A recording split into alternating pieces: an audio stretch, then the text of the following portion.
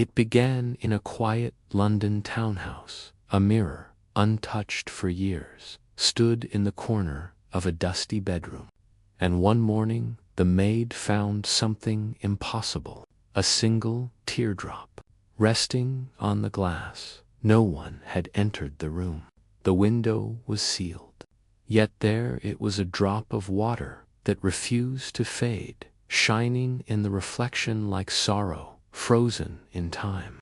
When Sherlock Holmes arrived, he didn't see tragedy. He saw a trail of truth, hidden in the shimmer of glass and grief. Because sometimes mirrors don't just reflect the living. They remember what the heart tried to forget. Before we begin, tell me, where are you watching from? Drop your city in the comments below.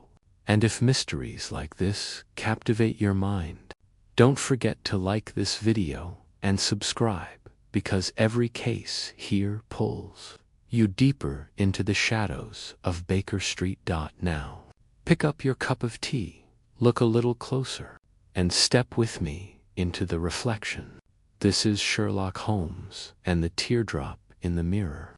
Sherlock Holmes and the Teardrop in the Mirror, Chapter 1, The Impossible Reflection. It was one of those rare mornings in Baker Street when the fog refused to lift.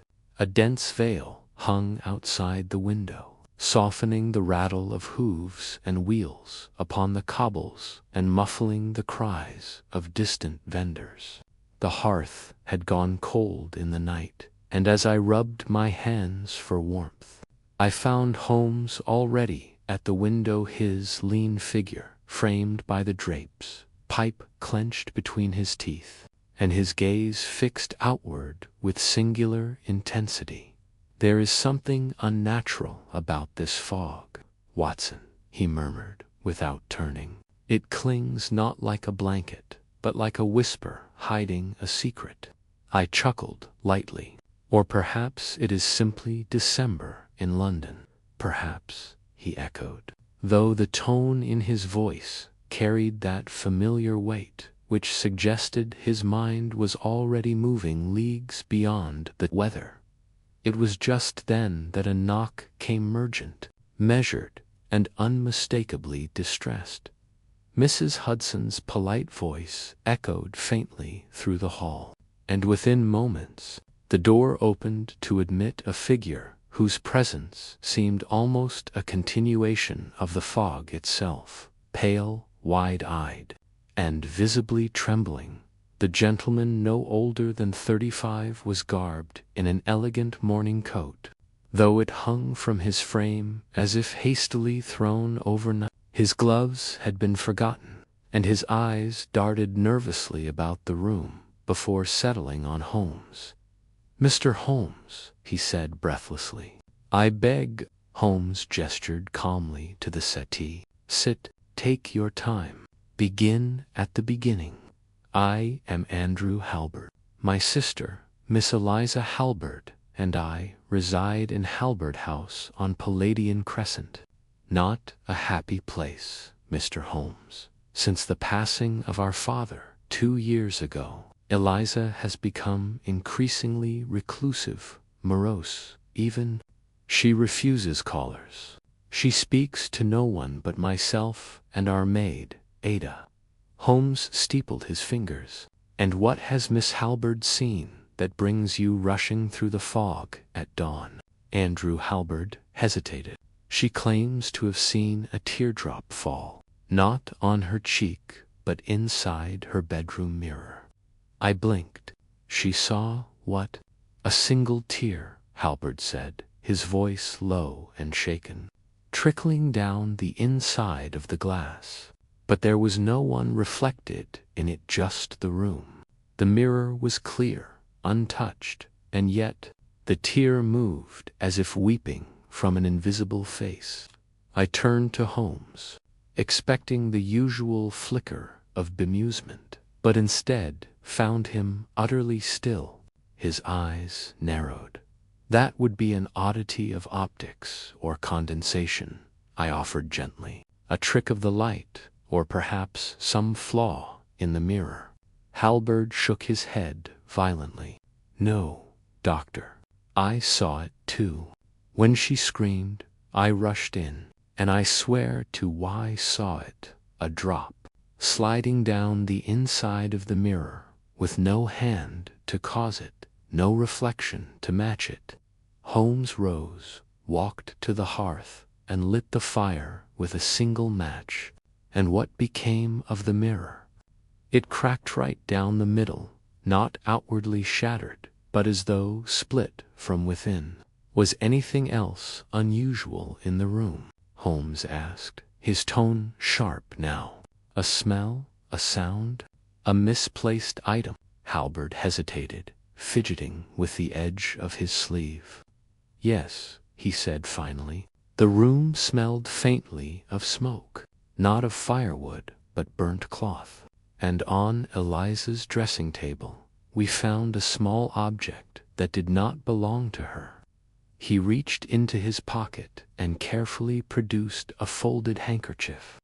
Unwrapping it, he revealed a single item, a tiny glass pendant in the shape of a teardrop, its surface cloudy and irregular, with what appeared to be a faint smudge of soot at its base. Holmes examined it in silence.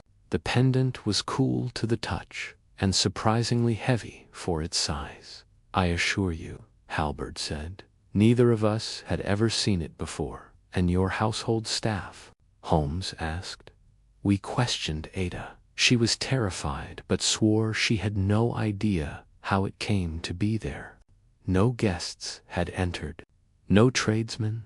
The door was locked from the inside, and the window latched. Eliza hadn't left the room all night.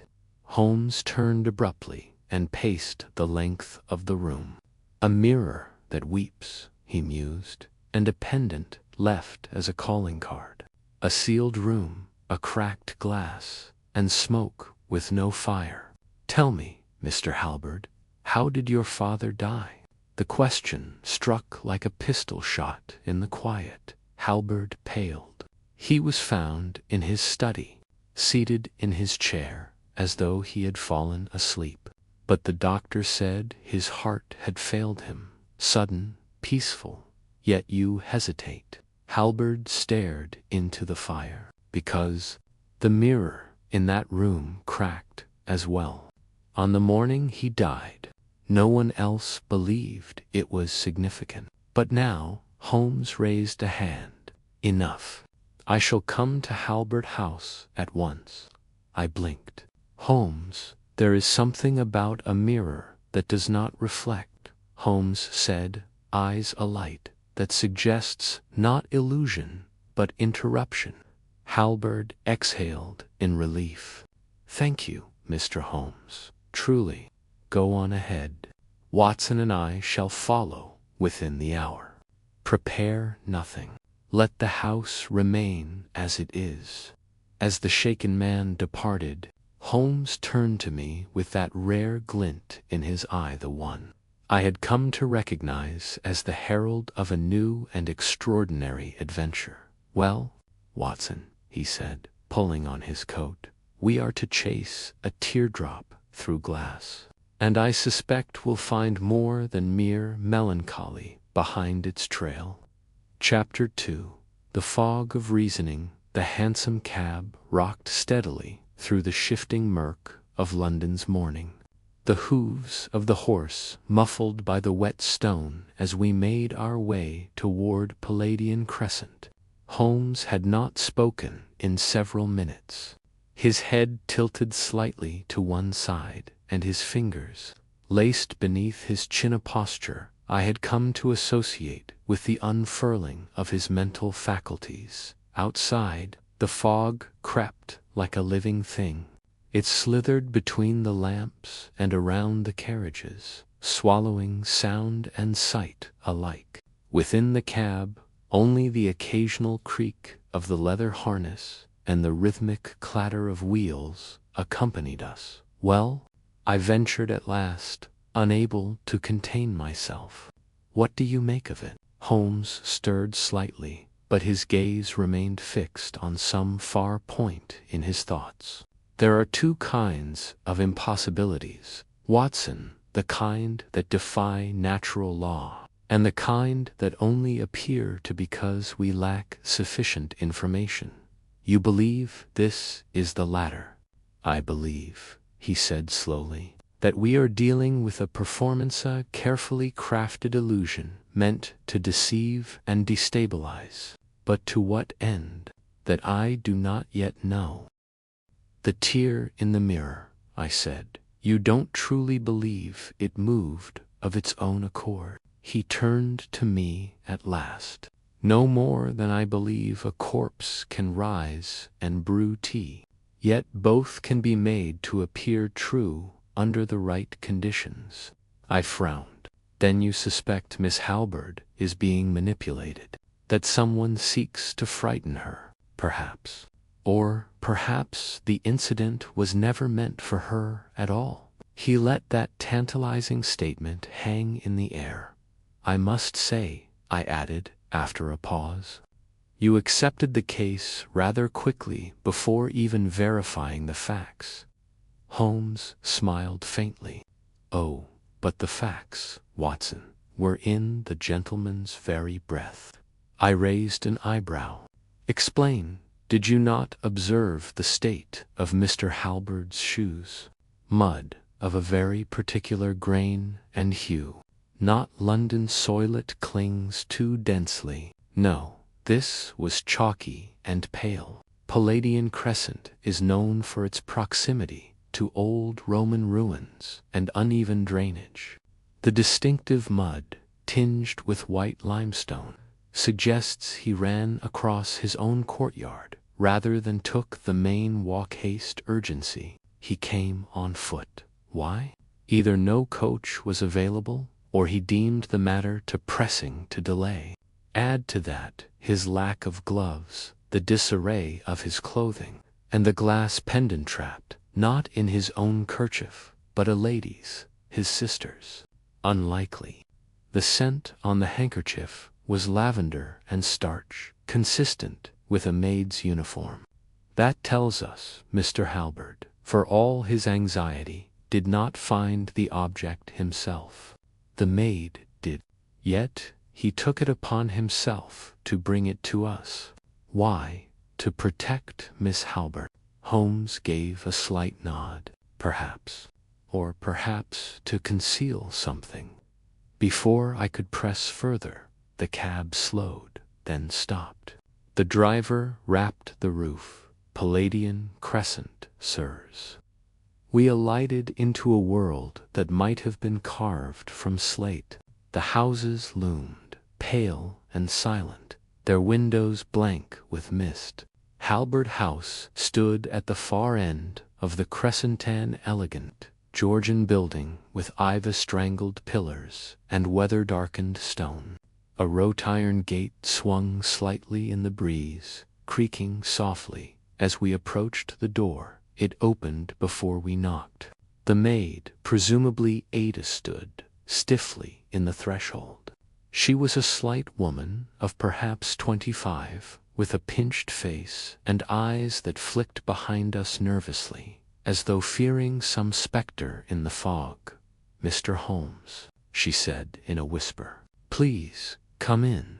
Miss Eliza is upstairs, but she won't speak to no one, not even Mr. Andrew. Holmes removed his hat and coat with swift efficiency. Thank you. The room with the mirrors, it untouched. Yes, sir. Just as we found it. Good. We'll see it now. Ada led us through a wide hall lined with ancestral portraits. The air was cool and carried the faintest trace of damp soot. Holmes paused once, glancing at a missing space on the wall where a frame had clearly hung until recently. The outline remained like a ghostly stamp. Was something removed from here? He asked. Ada blinked. Yes, sir. Master had father's portrait taken down last month. Said it upset Miss Eliza. Interesting, Holmes murmured, and said no more. We climbed a wide staircase, the carpet worn thin in the center. At the top, Ada gestured to a tall door. "She's in there." Holmes pushed it open gently. The bedroom was surprisingly warm, lit by a coal fire burning low in the grate. Heavy velvet curtains were drawn across the windows, dimming the light further. Miss Eliza Halberd sat in a high-backed chair, facing the hearth. Her dark hair fell in disheveled curls about her shoulders, and her face, pale and drawn, looked as though it had not known sleep in days. She did not rise.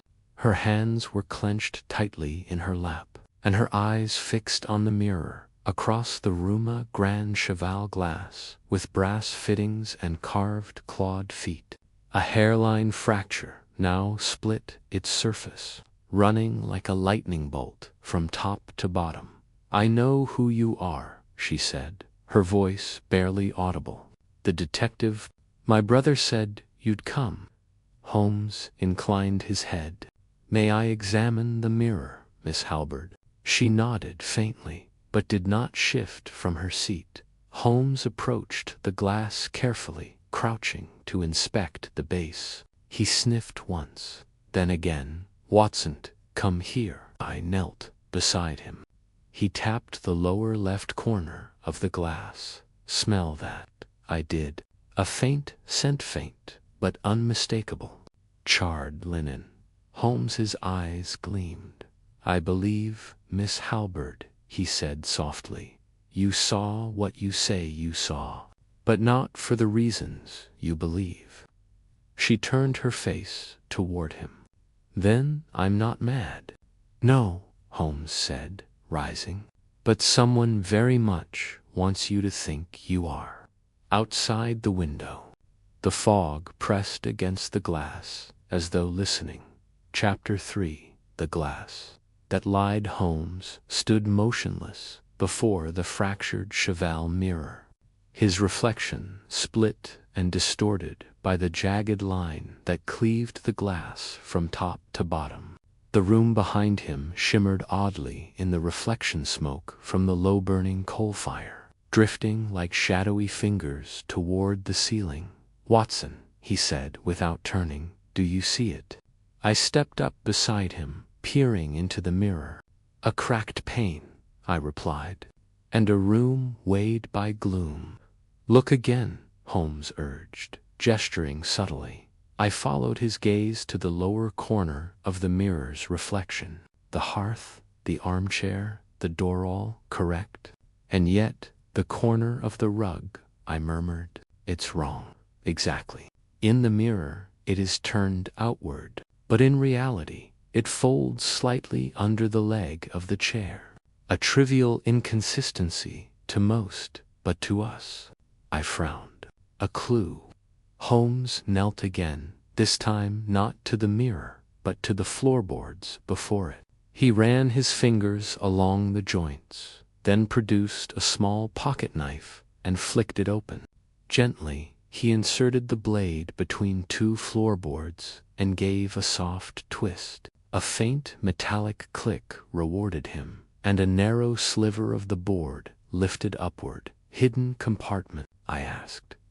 "Unlikely," he said, sliding the plank aside. Beneath, we found not a compartment, but a mirror, smaller, circular, and slightly concave, affixed to a mechanism that connected to a thread of polished wire. Holmes exhaled through his nose, satisfied. A light trick device. The cheval mirror was tampered with to reflect something not in the room at all. A staged image, Watson, like the illusionist's sleight of hand. I glanced back at Miss Eliza, still seated by the fire, her eyes wide but silent. "But she saw a tear," I said. "Not a reversed rug, precisely." The mirrored illusion was likely triggered just before or during her viewing. The crack in the mirror followed, whether by design or reaction, we have yet to know. Holmes rose, replaced the board with a surgeon's care, and turned to Ada, who hovered uncertainly in the doorway. "Miss Ada," he said, "do you recall any disturbances last night? Strange sounds, footsteps, anyone entering or leaving this room?" She shook her head quickly. "No, sir. I made sure the doors were locked after supper. I left Miss Eliza with her books around 9 o'clock. I came to check on her this morning when she screamed." Holmes nodded. "And this pendant," he said, removing the teardrop-shaped object from his pocket, "you found it where?" "On the table, sir.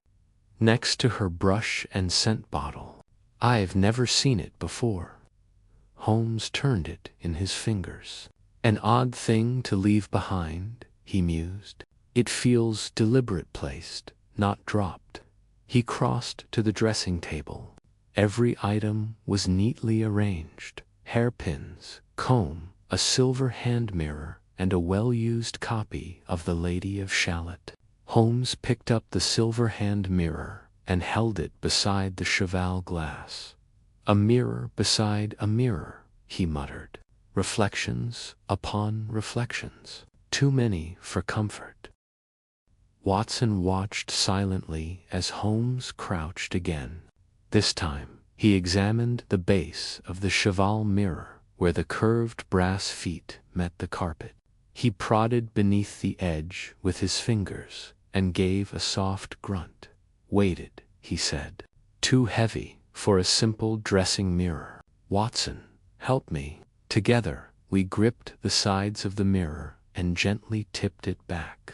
Beneath it, nestled in a false panel just inside the rear leg, was a slim brass rod connected to a rotating disc like a magic lantern's spindle. Holmes carefully extracted it. The disc was dark, polished glass, and upon it was painted the image of a face blurred and incomplete, but unmistakably female.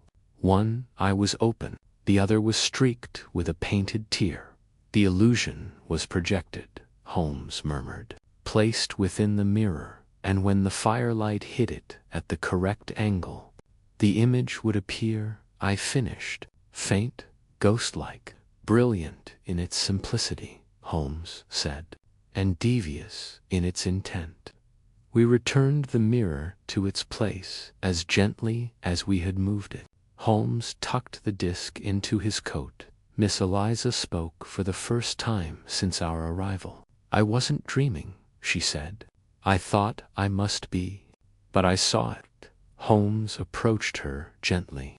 "You saw only what someone wanted you to see. Do you recall anything else? Anything unusual?" She hesitated. "Just before the tear appeared, I felt something, a chill, like a breath on my neck. I turned, but no one was there." Holmes exchanged a glance with me. A misdirection. Sensation before revelation. The mark of theatrical cunning. "Who would do this to me?" she whispered. "And why?" Holmes did not answer immediately. Instead, he crossed back to the doorway where Ada stood. "Is Mr. Halberd in the house?" "Yes, sir. He's in the study. Take me to him, if you would."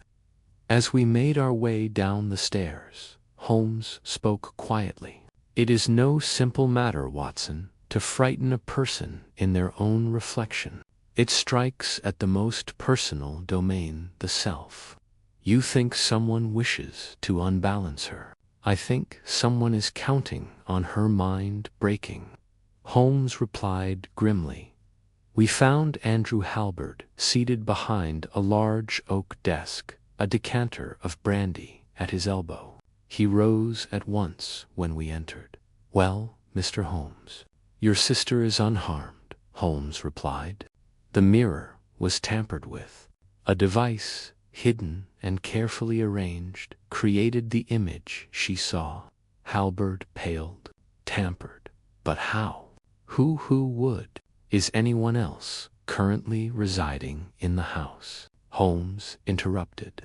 "Anyone besides yourself, your sister and Ada. Halberd hesitated. No, that is, no family. But we do have a groundsman, old Gillum. He lives in the cottage beyond the garden. He's been with the family since my father's youth. May the first see his quarters. Ah, yes, of course. But surely you don't think Gillum. I think nothing yet, Holmes said firmly. But I observe everything. As we turned toward the door, Holmes paused. One last thing, Mr. Halberd, who would have had access to your father's study on the day he died. He blinked. Just me and Eliza. And Gillum, I suppose, if called. Was the mirror in that room ever replaced? No, it cracked the same way. A single line straight down. We left it there for weeks before discarding it. Holmes nodded once. Then I fear the haunting of Halberd House may have begun far earlier than anyone realized. Outside, the fog still pressed against the windows like a memory that refused to lift. Chapter 4: The Gathering of Suspects. The garden at the rear of Halberd House was more a memory than a maintained space. EV climbed unchecked along the walls, and the skeletal remains of once proud rose bushes clawed up from the soil. Beyond a tangled hedge and weather-stained statues lay a small stone cottage. The smoke rising from its crooked chimney gave it an oddly domestic appearance.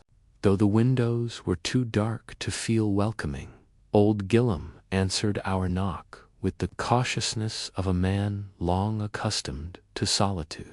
He was perhaps in his 70s, stooped but wiry, with bristled gray eyebrows and hands as knotted as old roots. His eyes, sharp beneath the furrowed brow, regarded Holmes and me with a mix of suspicion and politeness. "You'll be Mr. Holmes, then," he said. "Mr. Halberd sent word you might come poking." "Just observing, Mr. Gillum," Holmes said genially. "A strange incident upstairs has drawn my attention. I understand you've served the Halberds for quite some time." 53 years come October, he grunted. "Buried the old lord myself. And if you're here about ghosts, I'll tell you what I told Master Andrewitz, all rot." "We're inclined to agree," Holmes replied. "But rot, as you say, often hides something deeper." Gillum narrowed his eyes. "You think someone's doing this to the girl?" Holmes said nothing, merely letting the silence stretch. Eventually, Gillum scowled and stepped aside, allowing us into the modest, orderly cottage. "I don't hold with tricks," he muttered, "and I don't hold with lies. Miss Eliza's a gentle soul. Too gentle for this world, if you ask me." Holmes glanced around the room, his eyes taking in the worn boots beside the fire, the collection of rusted tools on a pegboard, and the old photograph of a much younger Gillum standing beside a tall, stern-faced man I assumed to be the late Lord Halberd. "You were close to the old master." Gillum's expression softened. He was a hard man, but fair. Fought for every inch of that land. And he loved his children, though he never knew how to show it. Especially Miss Eliza. She was his light, yet she has grown reclusive since his passing. "Aye," Gillum said. "She sees ghosts where there are none." Holmes picked up a half-carved piece of wood from the tabula figurine, incomplete and roughly hewn. "For the graves," Gillum said. "It brings peace." Holmes placed it down gently and straightened. "If you think of anything a strange visitor, unfamiliar noises, changes in routine, no matter how small, I expect you'll send word." Gillum met his gaze squarely. "I'll watch, Mr. Holmes. I've got little else to do." We left the cottage and returned through the skeletal garden. Holmes walked in silence, occasionally pausing to inspect an overturned bench or the iron trellis half consumed by vines. Back inside the house, we found Andrew Halberd pacing the drawing room, a fresh glass of brandy in hand. He set it down quickly at our entrance. "Did Gillam tell you anything of interest?" he asked. "He told me what I expected to hear," Holmes replied. "Mr. Halberd, would you be so good as to summon everyone residing in this house to the drawing room within the next quarter hour?" Andrew blinked. "Everyone. But there are only 3 of us, my sister, Ada, and myself." Holmes' smile was faint. "That is precisely why it should not take long." Within 20 minutes, the 3 of them were gathered in the room.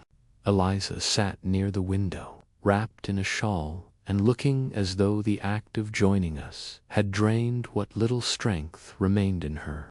Ada stood just behind her chair, eyes downcast and fingers tightly entwined. Andrew hovered by the hearth, posture rigid. Holmes stood near the piano, a hand resting lightly on the lid. I took a seat quietly to the side, ready to observe the master at work. "You will forgive the imposition," Holmes began, "but it is necessary to speak plainly now. Miss Halberd has endured a most calculated and insidious deception. The image she saw in her mirror was no haunting, it was engineered, constructed with mechanical precision, and designed to disturb." Eliza flinched slightly, and Andrew looked at Holmes in disbelief. "You're certain?" "As certain as I am of my own reflection," Holmes replied. "The mechanism has been discovered. It required preparation and proximity. This was not the work of a passing prankster. It was someone familiar with the house, someone who knew where to place the device, when Miss Halberd would be alone, and how to trigger the illusion." Ada's face had grown visibly paler. "Sir, I don't know how such a thing could be done without me seeing precisely," Holmes said sharply, turning to her. "You're the maid. You prepare the room. You dust the glass. You know every inch of it. Yet you saw nothing." Ada looked stricken, her hands trembling. Holmes took a step closer. "Tell me, Miss Ada, has anyone ever asked you to deliver a parcel to town, to fetch an item from the shops at an unusual hour?" "Yes, sir," she said quickly. "Last Thursday, Mr. Halberd asked me to collect a book from a certain shop near Oxford Street. Said it was a gift for Miss Eliza." All eyes turned to Andrew, whose jaw clenched slightly. Holmes, however, held up a hand. "And while you were gone, Miss Eliza was alone in the house?" "Yes, sir." "How long were you gone?" "Nearly 2 hours." Holmes gave a short nod, then turned to Andrew. "Mr. Halberd, do you recall this errand?" Andrew stiffened. I wanted to surprise Eliza with a volume of her favorite poet. I didn't expect it would take so long." Holmes said nothing, but his gaze lingered a second too long. Then he turned once more to Ada. "On the night before the incident, did you notice any smell-burnt cloth?" Ada hesitated. "Yes, just faintly. I thought it was the fireplace. It was not." With that, Holmes stepped back. "I thank you all for your patience. I would ask that no one leave the estate for the next 2 days. You believe the culprit is here?" Andrew asked sharply. Holmes gave a half-smile. "I never said the culprit left." We retired once more to the study. As soon as the door was shut behind us, I turned to Holmes. "You suspect, Halberd?" "Not yet," Holmes replied. "But the facts begin to arrange themselves in a pattern that excludes random mischief. The pendant, the cracked mirror, the manufactured illusion. The errand that removed the maid from the scene is all too neatly arranged. And Eliza, she is at the center of it, but not the architect. Her fear is real, Watson, which makes her all the more vulnerable. Holmes sat down and folded his arms. We now have 3 suspects, he said. A brother with unclear motives, a maid with blind spots, and a loyal servant whose loyalty may have outlived its master. The trick, Watson, will be to draw the spider from its web without disturbing the strands. I glanced toward the fire. And how will you do that? Holmes smiled coldly. By turning the mirror back on the one who placed it. Chapter 5. The convenient suspect the following morning was clearer. Though the air retained a certain chill that clung stubbornly to the bones of the house, Holmes rose earlier than usual, pacing the drawing room with his hands clasped behind his back, eyes flitting from the windows to the fireplace and back again. I sat nearby, finishing my tea, still puzzling over the curious harmony of deceit that had unfolded in this quiet home. Holmes had said little since the gathering the day before, but I could tell his mind was not idle. There was something simmering beneath the surface of his calm detail out of place, some cog in the mechanism that had not yet clicked into alignment. It was just past 9 when a knock came at the door, and a constable stepped in, led by Andrew Halbert. The young master's face was pale, but oddly composed, as though a weight had shifted upon his shoulders during the night. He held a folded note in his hand, which he passed to Holmes without a word. Holmes opened it and scanned the brief lines in silence. His expression did not change, but I could see his jaw tighten ever so slightly. "It's from Ada," Andrew said quietly. "She's gone," I echoed. "She left early this morning. No word to anyone. Just that note left on the kitchen table." Holmes handed it to me. The handwriting was rushed, almost shaky. "I cannot stay. I'm sorry for everything. Please forgive me." Holmes turned to the constable. "Has anyone been dispatched to find her?" "Yes, sir. We've men watching the station and others canvassing the nearby inns. But if she caught an early train, she may already be well beyond reach," Holmes finished. Andrew ran a hand through his hair. "You don't suppose she was responsible? That she arranged everything and fled when you got too close?" Holmes didn't answer at first. Instead, he moved to the window and looked out toward the garden, where the frost clung to the branches like a silver web. "She is the obvious suspect now, isn't she?" he said at last. "She knew the house. She had opportunity. She was conveniently absent during the mirror's tampering, and now she has vanished without explanation." I nodded. "It seems rather clear. And yet," Holmes said slowly, "I have learned to distrust clarity when it appears too readily." Andrew looked puzzled. "But surely—" "A moment," Holmes said, raising a hand. "Let us consider her character. You've known Ada for how long?" "Nearly 3 years. She came to us shortly after our father passed. Any signs of instability, manipulation, cruelty?" "None. She's quiet, timid even, loyal to Eliza, almost to a fault." "Exactly," Holmes murmured. "So why would a quiet, loyal maid concoct such a malicious illusion and elaborate deception to unsettle the very woman she cared for?" Andrew hesitated. "Perhaps someone forced her." Holmes turned sharply, eyes narrowing. "Now you're thinking, or at least sensing that something doesn't align. Her flight suggests guilt or fear. The question is, which?" He moved back toward the hearth and warmed his fingers over the low flame.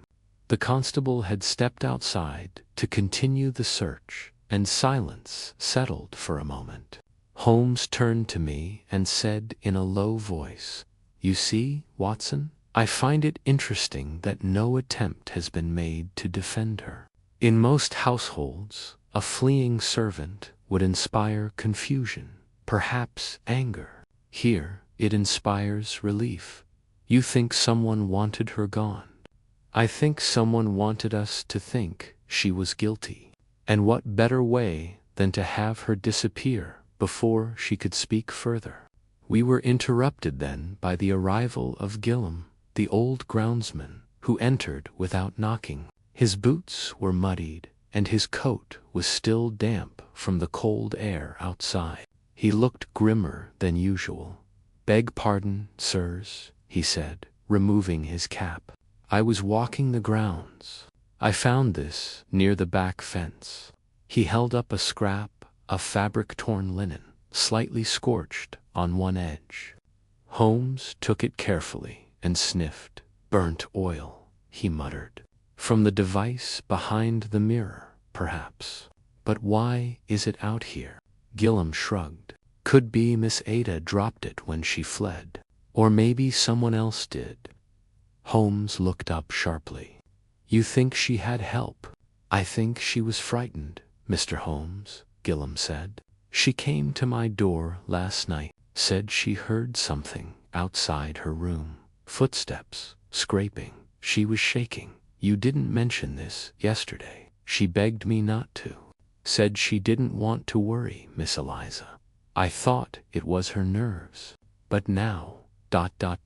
Holmes nodded slowly. "Thank you, Mr. Gillam. That's useful. Very useful." As the groundsman left, Holmes turned to me with an expression of quiet satisfaction. "You see now, Watson, Ada's disappearance is not the end of a plot, but the beginning of a misdirection. She heard someone in the night, someone likely finishing their work or ensuring she saw something that would unnerve her. Then they waited. Once suspicion fell on her, the trap would close. But what was the purpose? To drive Eliza mad, or remove Ada?" Holmes's eyes glinted. "Or both. It depends on whom the true target is." We spent the rest of the day searching for further evidence, but the house remained stubbornly silent. Eliza had retreated to her room once more, and Andrew busied himself with paperwork he did not read.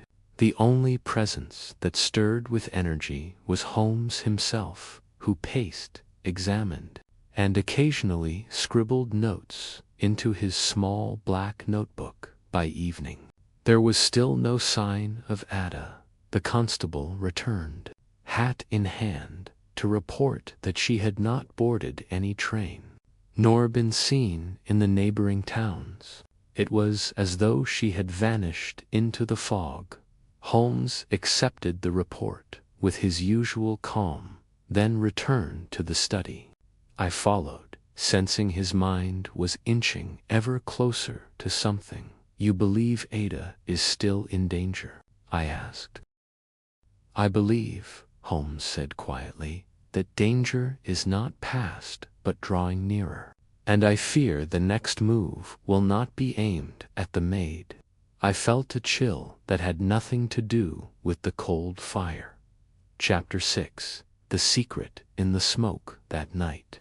The fog returned, not thick and choking as it had been days before, but thin and restless, slipping through the trees and across the courtyard, like the memory of something half forgotten.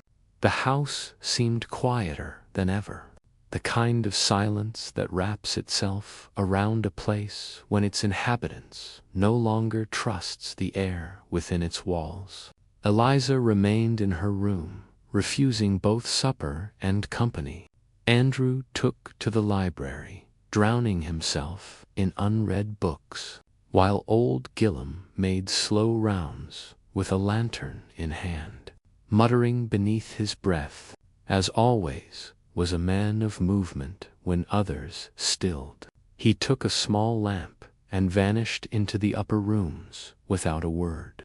I waited for some time in the study, reading the same page of my medical journal again and again. But when he did not return, I decided to follow. I found him in the upstairs corridor, kneeling outside Miss Eliza's door, not intruding, merely observing. His eyes flicked to the base of the doorframe, then to the candle holder fixed to the wall beside it. "You see it?" he asked without looking up. I peered over his shoulder, but saw only what one would expect: a candle, half used, slightly tilted in its iron bracket. The floor was clean. The wallpaper here was slightly faded, its floral pattern dulled by time. "I'm afraid I don't," I admitted. Holmes rose slowly and pointed to the candle. "The wax drips all to one side, as though the candle had leaned for hours. But this holder is level, so why would it burn unevenly?" "A draft," I offered. "Not strong enough." "And no open window in the corridor," he replied. "This tells me someone has tampered with it, perhaps to obscure something behind it, or to make it appear the candle burned longer than it did." He pulled a pair of tweezers from his pocket and carefully plucked something from inside the holder's base. A small, blackened thread barely visible against the metal. He held it up to the lamplight. "A fuse," he said. "Thin, handmade, burned slowly, likely connected to the oil-based illusion in the mirror device." "So someone timed the illusion?" I asked, astonished. "Precisely. Enough time for the maid to leave, enough time for Eliza to settle in, and then appearance. A calculated moment of terror. Not chance, not madness, strategy." We stood in silence for a moment. Somewhere below, a floorboard creaked. Holmes turned his head slightly, listening. "It's too clean," he said after a while. "Too neat. Someone has gone to great lengths to build a ghost." "And Ada?" I asked. "You still believe she's innocent?" "She may be guilty of silence," Holmes said, "but I doubt malice. She was frightened. She may know who was behind it, but not why. And perhaps that ignorance has made her the most dangerous witness." We moved down the hall toward the west wing, a section of the house seldom used, according to Andrew. The carpets were more faded here, and a scent of dust hung in the air. Holmes paused outside a door that had clearly not been opened in some time. He pushed it gently, and it creaked inward to reveal a small room with a writing desk and a dusty chaise long beneath a covered window. "This was the father's study?" Holmes asked when I joined him. I nodded. "Yes, Andrew mentioned it." Holmes moved to the desk, brushing away the dust. He opened a drawer and found only a few old envelopes and a dried ink bottle. Then he crouched by the rug, lifting a corner. Beneath it, the floor was marked with darkened stainsburn marks in thin lines. "A fire pattern," he said softly. "Similar to what I found behind the cheval mirror." "Was the mirror in this room too?" I asked. Holmes nodded. "The first one, the one that cracked after the father's death. I believe this room was the testing ground, a rehearsal for what later played out in Eliza's chamber." He stood again, moving to the window and pulling back the curtain. The moonlight cast a long shadow across the floor, catching on something at the base of the far wall. Holmes stooped and retrieved a fragment of glass darkened on one side, with a trace of soot along its edge. "A lens," he murmured. "Not from a mirror, but from a lantern or projector. This confirms it." The illusion was engineered here, I said. Holmes pocketed the lens. Yes, someone with access to the room, time to plan, and knowledge of mechanics and chemistry. Andrew, I said cautiously. He lives here. He has opportunity. And he sent Ada away. Possibly, Holmes replied, but also guilt. A man with tools, solitude, and fierce loyalty to the family, or someone yet unknown. We returned to the main hall just past midnight. As we descended the stairs, a sudden cry rang through the house, a sharp, choking sound that snapped us both to attention. Without speaking, Holmes sprinted ahead, taking the last few steps in a bound. I followed as fast as I could, heart pounding. The sound had come from the dining room. We burst through the door to find Andrew Halberd standing rigid, staring at the long table. His hand trembled as he pointed. There, he gasped, on the table. It was there, I swear, it watching me. Holmes stepped forward. The table was bare, save for a decanter and a few candles. What did you see? Holmes asked. A face, Andrew said, voice barely audible, reflected in the glass. But not mine. Hers, Eliza's. No, he said. Mother's. Holmes's gaze darkened, and he stepped to the decanter. He angled it to the flame. For a moment, I saw nothing. Then, very faintly, a painted line, almost like a watermark, emerged along the curve of the glass. An outline, a shape, a face. Oil residue, Holmes said, applied carefully, so it only appears under light and angle. Another illusion. Andrew staggered back. What does it mean? Holmes turned slowly. It means the game is not yet over, and the one playing it grows bolder. As we helped Andrew to a chair, Holmes leaned toward me and whispered, "You see now, Watson, why I said this was no ghost. This is theater, a cruel stage play, performed in glass and fire." I nodded. But who is the playwright? Holmes's eyes were sharp. That, my dear fellow, is the question we must now answer, and quickly, before the final act begins. Chapter 7. Shadows Beyond the Glass. The house did not sleep that night. A quiet tension pulsed through its corridors, like a heartbeat muffled under floorboards. Andrew Halberd retired to his room after the incident with the decanter, shaken but silent. Holmes had watched him go with unreadable eyes before turning his attention to the dining room once more, examining every inch of glass and polished wood for signs of tampering. I assisted him until nearly 2 in the morning, by which point the moon had vanished behind thick clouds and the hearth's warmth had faded to embers. "Someone is escalating," Holmes said at last, brushing his hands clean, "and the target has widened." "You believe Andrew's experience was another illusion?" I asked. "Undoubtedly. But it was not meant merely to frighten. It was a message, a challenge to you."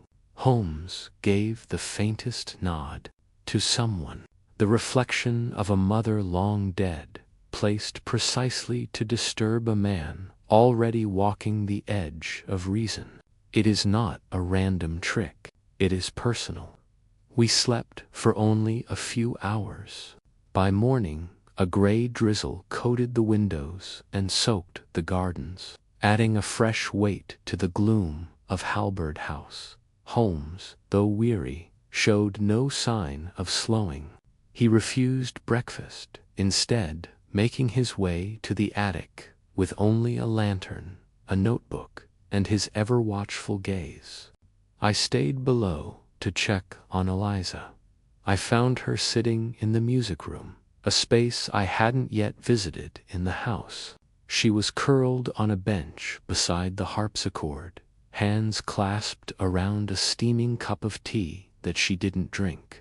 The room smelled of dust and lavender, and pale light fell through the tall windows onto faded sheet music. "You came to see if I'm mad," she said softly when I entered. "Not at all," I replied, pulling up a chair. "I came to see if you were all right." She looked at me, her eyes glassy but sharp. "It's hard to know the difference, isn't it? Between seeing something real and thinking you saw it. Between hearing a voice and imagining it. Especially in a place like this." "Has something else happened?" I asked gently. She hesitated, then nodded. "Last night, after I went to bed, I heard someone humming outside my room. Just a few notes. A lullaby my mother used to sing when I was little. I haven't heard it in years, but it was hers. I know it was." "Did you open the door?" "I wanted to, but I was afraid it would stop, or worse, keep going. I didn't press further.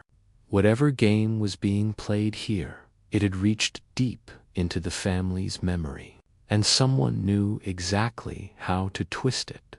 Holmes reappeared late in the morning, his coat dusted with cobwebs, and his hands smudged with soot. "I found more wires," he announced, "old, tucked behind the beams, leading down the walls of the West Wing and terminating behind the paneling of Eliza's room. They've been severed now but once. They carried something, electric signals, or a trigger mechanism," he replied, "connected to the mirror's device. This setup required time, Watson. Months, perhaps. A great deal of patience. Whoever did this did not act in haste. They've been planning it from the shadows." Gillam came to find us just past midday, removing his cap as he stepped into the drawing room. His face was pale, and he carried something wrapped in a cloth. "Found this in the far garden," he said, "behind the old stables. Thought you should see it." Holmes took the bundle and unwrapped it on the table. Inside was a cracked lantern, casing its lens broken, its body scorched. The glass bore faint smears of paint or pigment. "Another projection device," Holmes said. "But this one was abandoned, or discarded," I added, "to remove evidence." Holmes turned to Gillam. "When was the last time anyone used those stables?" "Not since Lord Halberd died," Gillam replied.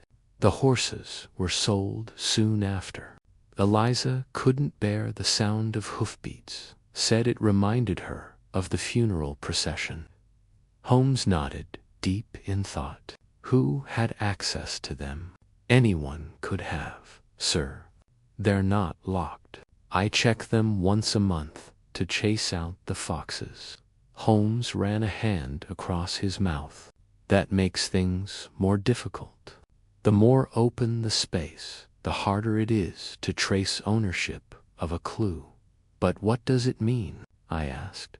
"Why set up such a device behind the stables?" "Perhaps it was meant for a different illusion," Holmes said. "Or perhaps it was used, just not inside the house." That evening brought a new development. A letter arrived, unmarked and delivered by hand.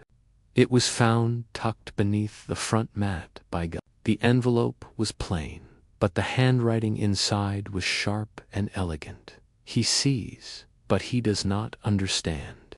He chases shadows and calls them truth. Soon the mirror will crack again, and this time no one will survive its reflection." Holmes read it aloud in full silence. Then, without a word, he folded it and placed it in his pocket. "Eliza must not see this," he said. "You think it's a threat?" "Without question," Holmes replied. "But also a confession. Whoever wrote this knows I am close. They grow anxious. Is it a bluff?" Holmes looked at me steadily. A bluff does not require planning, Watson. This person has spent months, perhaps years, preparing a stage. And now the performance is reaching its climax. A bluff. No, it is an invitation. That night, Holmes placed a small bell beside his bed and instructed me to do the same. He did not explain why.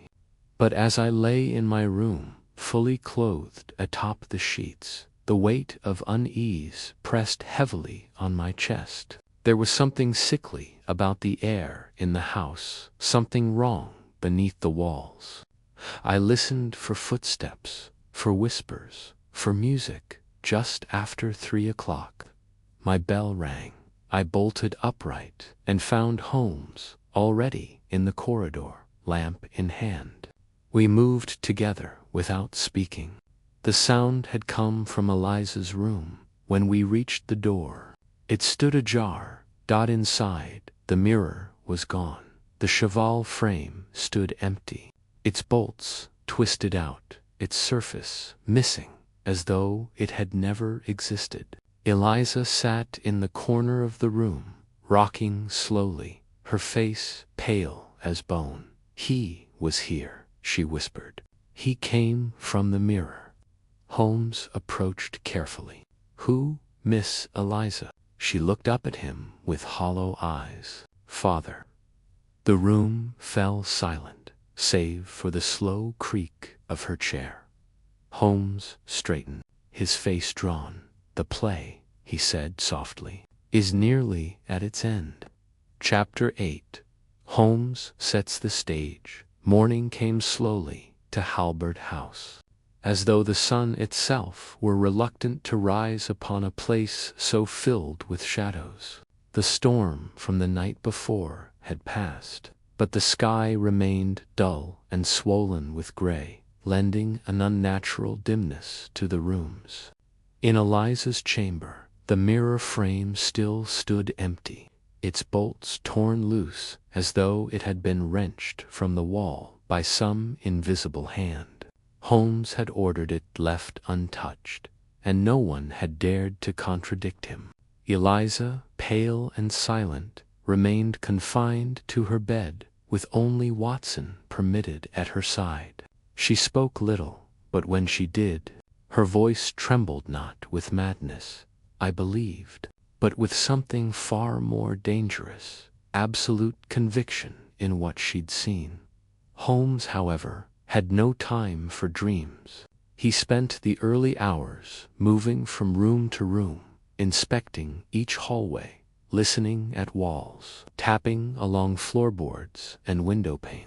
His eyes were keener than ever now, focused not on ghosts but on wires, residue, scratches, smudges, any physical sign that could be linked to the growing theater of terror. Though he made no grand announcements, I could sense it clearly. Something had shifted in his mind. He was no longer merely observing the scene. He was preparing to enter it by noon. The atmosphere in the house had grown unbearably tense. Gillam had taken to pacing the hallway near the front doors, his lantern swinging at his side even though daylight filtered through the high windows. Andrew remained withdrawn, emerging only for a few words at a time, and even those seemed weighted with a new discomfort. Whatever had unfolded in Eliza's room the night before had shaken him in a way I could not quite decipher. There was a certain strain around his eyes now, as though he feared something not yet spoken. Holmes called me to the drawing room just after lunch.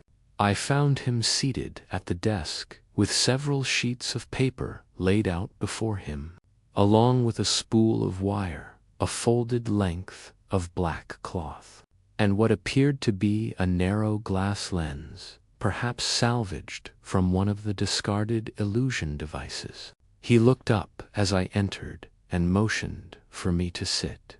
"We are being watched," he said quietly. I blinked. "You mean by the person responsible?" "Yes, not from some hidden corner of the house, but in plain sight.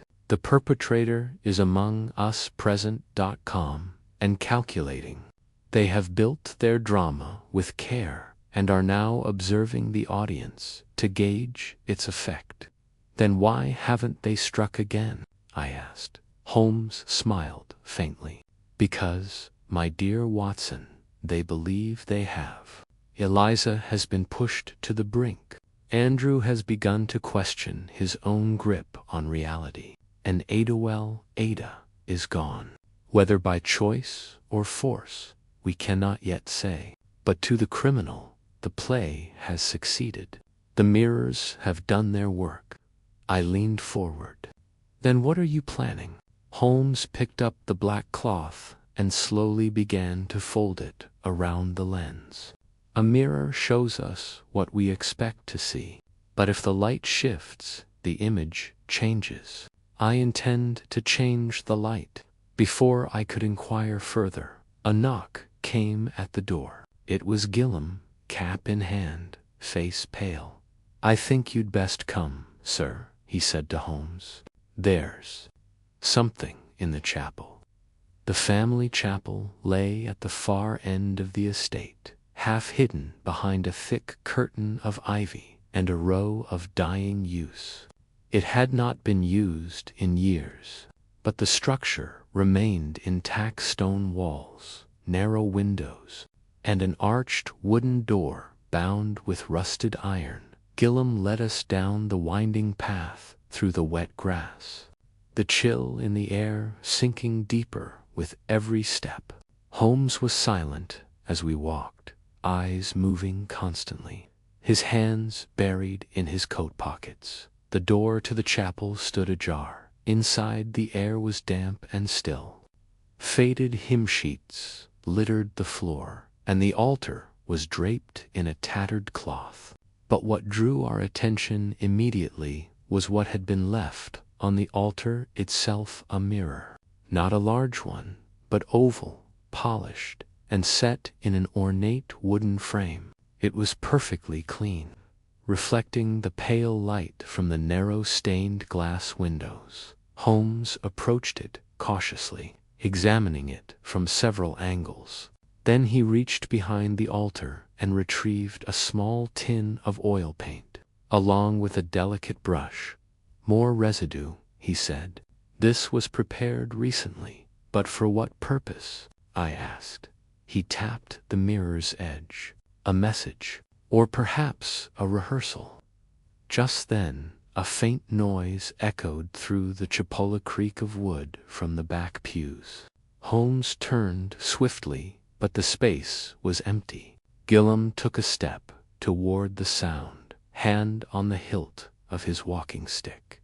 Rats, he muttered. Or someone cleverer. Holmes turned back to the mirror. It's too deliberate, too exposed. Whoever placed this wanted it to be found. I was about to respond when Holmes's expression changed. He straightened, his eyes focused intently on the far wall behind the altar. There, he said. Watson, do you see it? I squinted.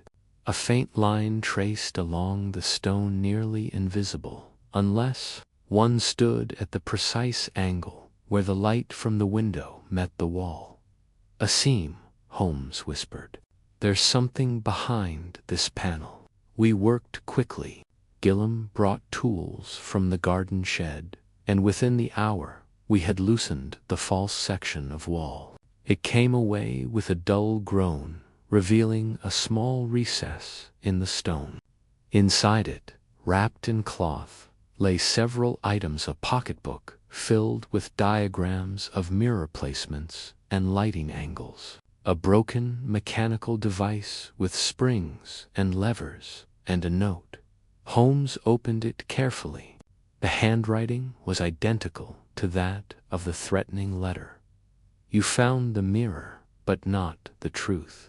The reflection was never in the glass, it was always in the eyes of the one who watched.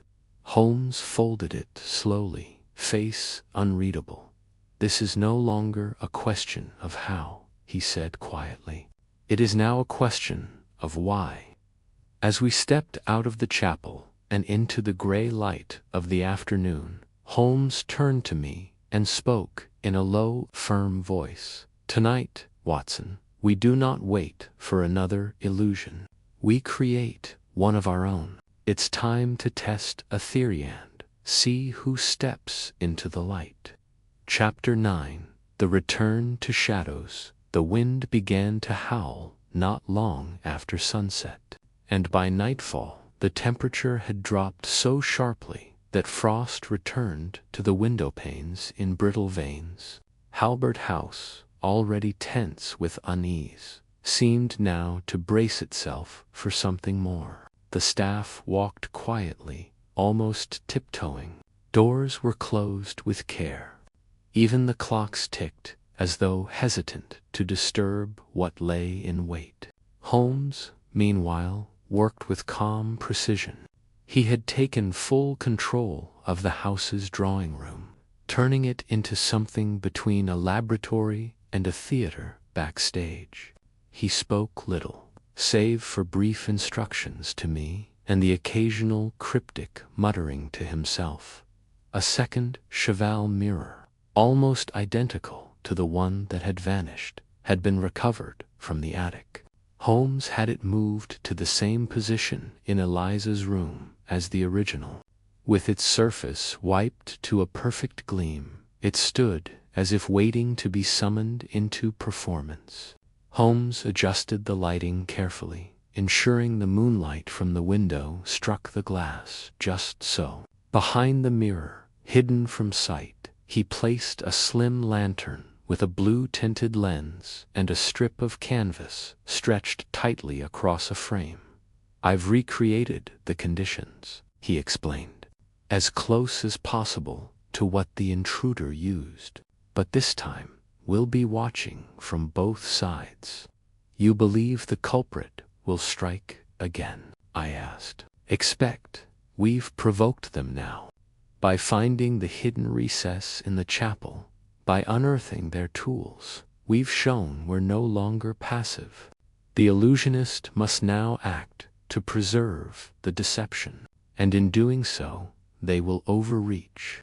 As we prepared, Andrew knocked gently at the doorway, his face pale and eyes restless. "You're putting Eliza at risk again," he said. "She's only just begun to settle." Holmes looked up from the mirror and replied calmly, "Your sister is not the one at risk tonight.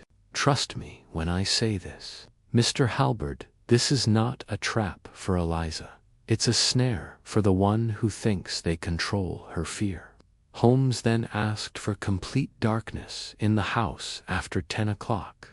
All lights were to be extinguished except the one he controlled in Eliza's room. The house would appear asleep, vulnerable, exposed. But behind the walls, Holmes had positioned Gillam and myself with strict instructions: no movement, no noise, and no intervention unless a direct threat emerged. Just before 10, I accompanied Eliza to her room. She walked slowly, one hand on my arm, her gaze flickering toward every shadow. She had recovered some strength during the day, though the tremble in her voice had not entirely disappeared. "You're sure I'm safe?" she asked softly. "You're watched on all sides," I assured her. "Holmes has arranged everything." "I dreamed last night," she murmured as we reached the door. "Dreamed of the mirror cracking not from impact but from sound, like someone whispered through it and it shattered." She paused, then looked directly into my eyes.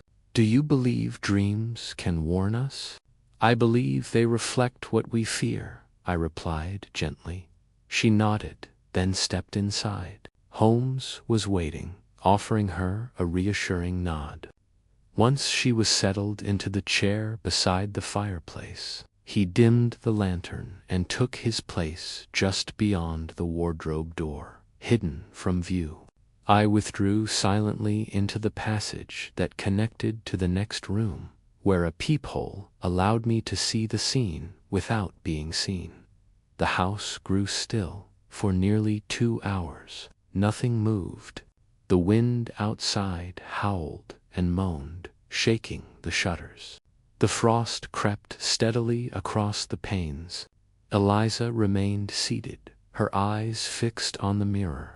I could see her fingers grip the sides of the chair now and again, but she did not speak, nor did she rise. Holmes remained motionless in his shadowed corner, a silhouette waiting for the first ripple in still water. Then, just before midnight, it happened.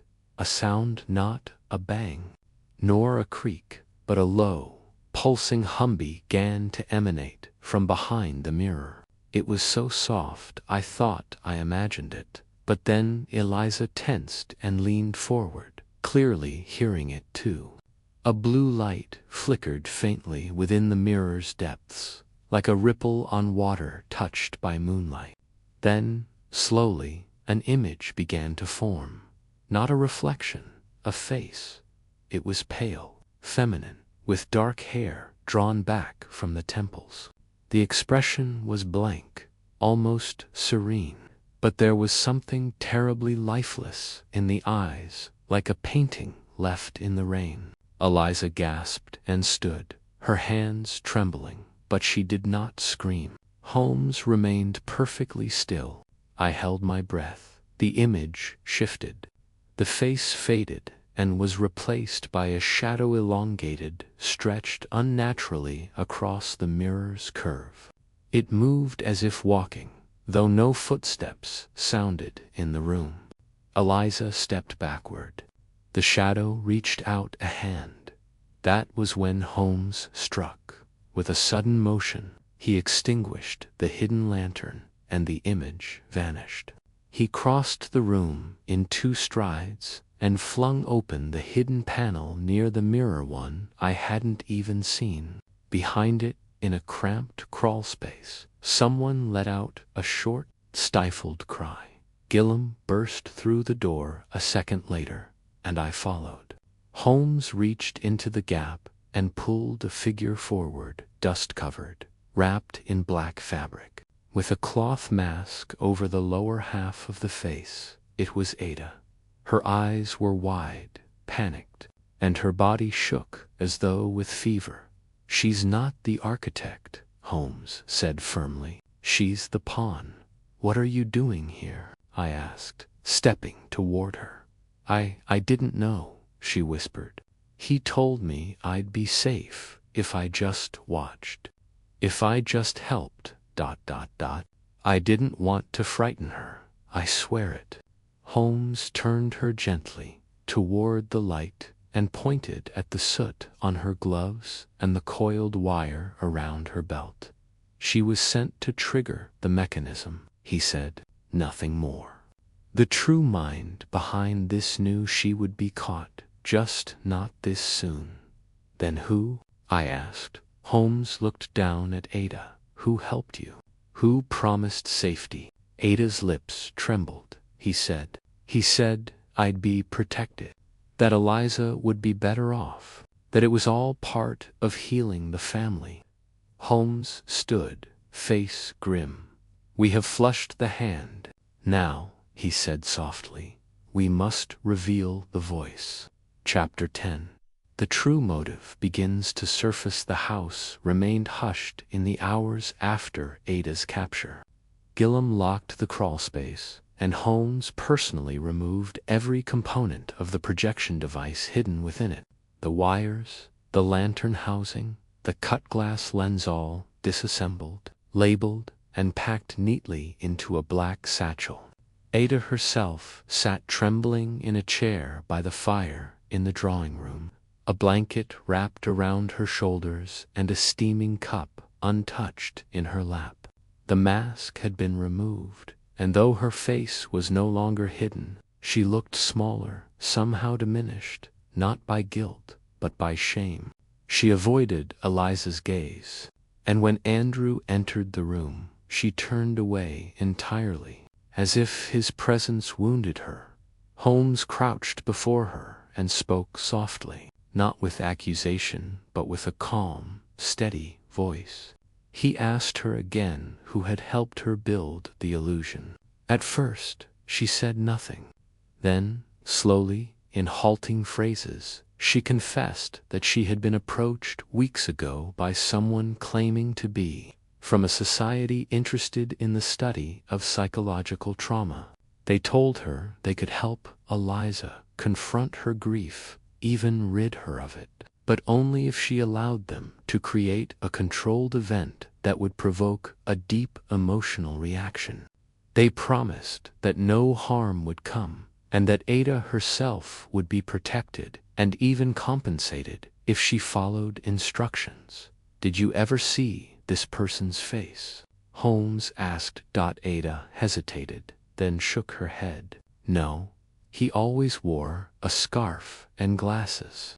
His voice was soft, almost kind, but he knew things about the family, about the mirror. Holmes glanced at me briefly before continuing. "And when did he first approach you?" "A month ago, near the market in Wapping. He said he'd been watching me for some time, and that I was perfect because I was already close." "Close to whom?" I asked. She looked at Eliza then, her eyes filled with regret. "To her. I've served her for years. She trusted me. He said that made me useful." Holmes stood and walked to the window. The fog had returned outside, curling like smoke around the skeletal trees. For a long moment, he stared out into the gray, as though the pieces of the puzzle were finally aligning in his mind. Then, without turning, he said, "This was never about haunting Eliza. It was about isolating her, about pushing her so deep into fear that no one could reach her." "And why?" Andrew asked from the fireplace. His voice was hoarse. What could anyone gain from that? Holmes turned to face him. "Tell me, Mr. Halberd, who inherits Halberd House, if your sister is declared mentally unfit." Andrew's face stiffened. I would. "But I'd never—" "I'm not accusing you," Holmes said quickly, "but the question stands. Someone, somewhere, benefits from her collapse. Someone who is clever enough to use psychology, illusion, and fear. Someone who knows this family intimately." Silence fell over the room. The only sound was the soft hiss of the fire. Then Holmes spoke again, this time slowly, as though laying out a theory not yet proven. "Suppose a man once loved a woman married into this house, but he was not chosen. He was set aside, perhaps for someone wealthier, more suitable in society's eyes. That man would carry a wound, not of jealousy alone, but of pride, of humiliation. You think this is about revenge?" I asked. "Not revenge in the crude sense," Holmes replied, "but control, restoration of what he believes he lost. He doesn't want to destroy Eliza. He wants to own her fear. To say, 'I made you see what you feared most, and I can make it stop when I choose.' That is the true motive here. Not wealth, not property. Power. Intimate, personal power." Ada looked up suddenly. There was something else. "He wore a silver pin, shaped like a teardrop. I saw it once when he bent to tie his boot." Holmes stiffened. He turned sharply toward the hall, then strode to the coat rack. There, hanging quietly beside the others, was Andrew's heavy winter coat. Holmes reached into the inner lining and withdrew a small box from the pocket. He opened it slowly and held up a silver teardrop-shaped pin. Andrew stood, pale as death. "I don't know how that got there," he said. "I swear it. I've never seen—" "Save your breath," Holmes said, his voice suddenly cold. "It's not yours. The placement is a warning. Someone is playing the final card. Eliza, I said suddenly. Where is she? Everyone turned at once. The hallway was empty. No sound from the stairs. Eliza's room upstairs stood open, but she was not inside. Gillam rushed outside to search the gardens. I ran to the west wing. Holmes remained standing by the coat rack, eyes narrowed, thinking deeply. When I returned, empty-handed, breathless, Holmes finally spoke. She's been taken, taken, Andrew repeated, aghast. Not in chains, Holmes said, but drawn coaxed. The final stage of the plan. The illusionist needs an ending, and Eliza is meant to perform it. Holmes looked slowly upward. There's one place we haven't searched.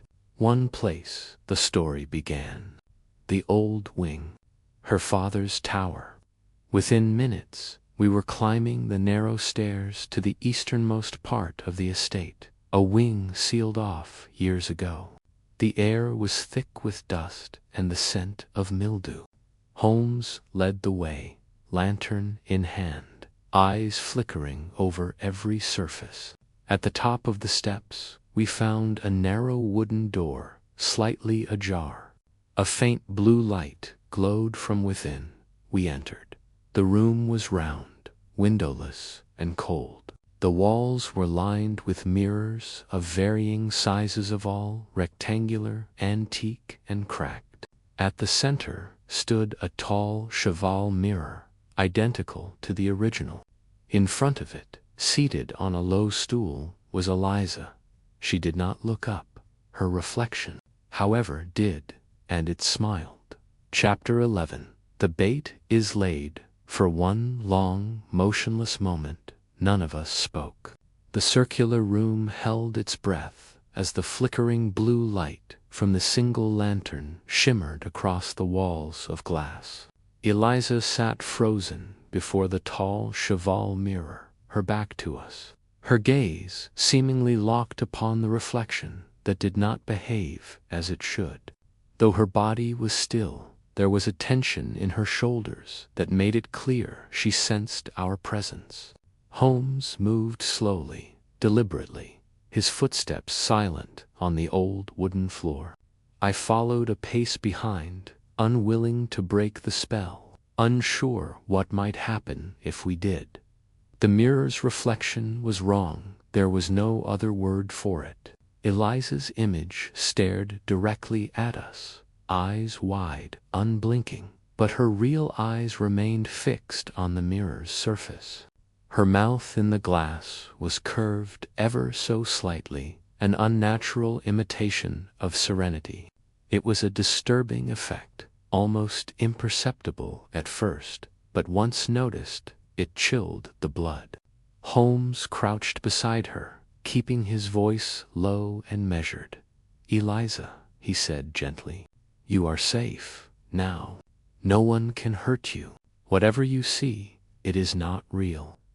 Her head turned slowly toward him, but her eyes seemed reluctant to leave the mirror. "I don't know what's real anymore," she whispered. "They told me I'd see him. They said if I waited here, he would come." Holmes gave a slow nod, his gaze scanning the frame of the mirror, then the floor behind it.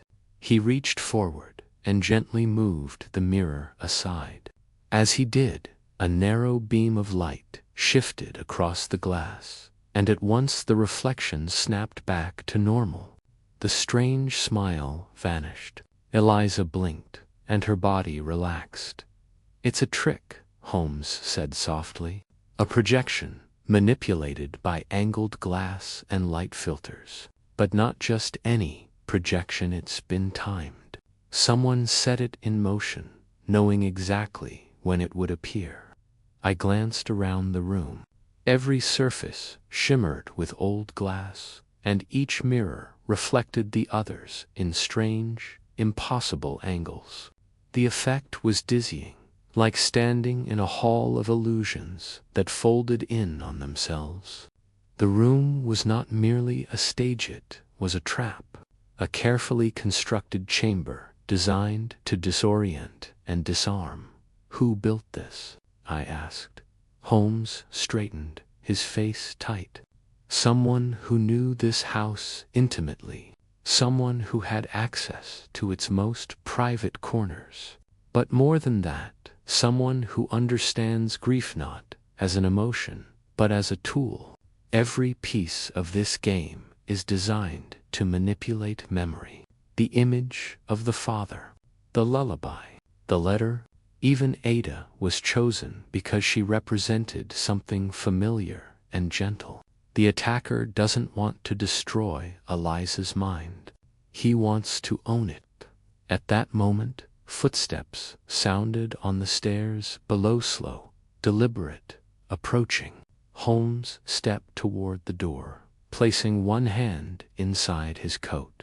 The rest of us held still, listening. When the door creaked open, Andrew Halberd stepped into the light. His face was flushed, eyes darting from us to Eliza and back again. "I was looking for her," he said quickly. "I didn't know she'd come here." Holmes said nothing at first. He stared at Andrew, then gestured toward the room behind him. "You were the last person in your father's tower," he said. "Isn't that right?"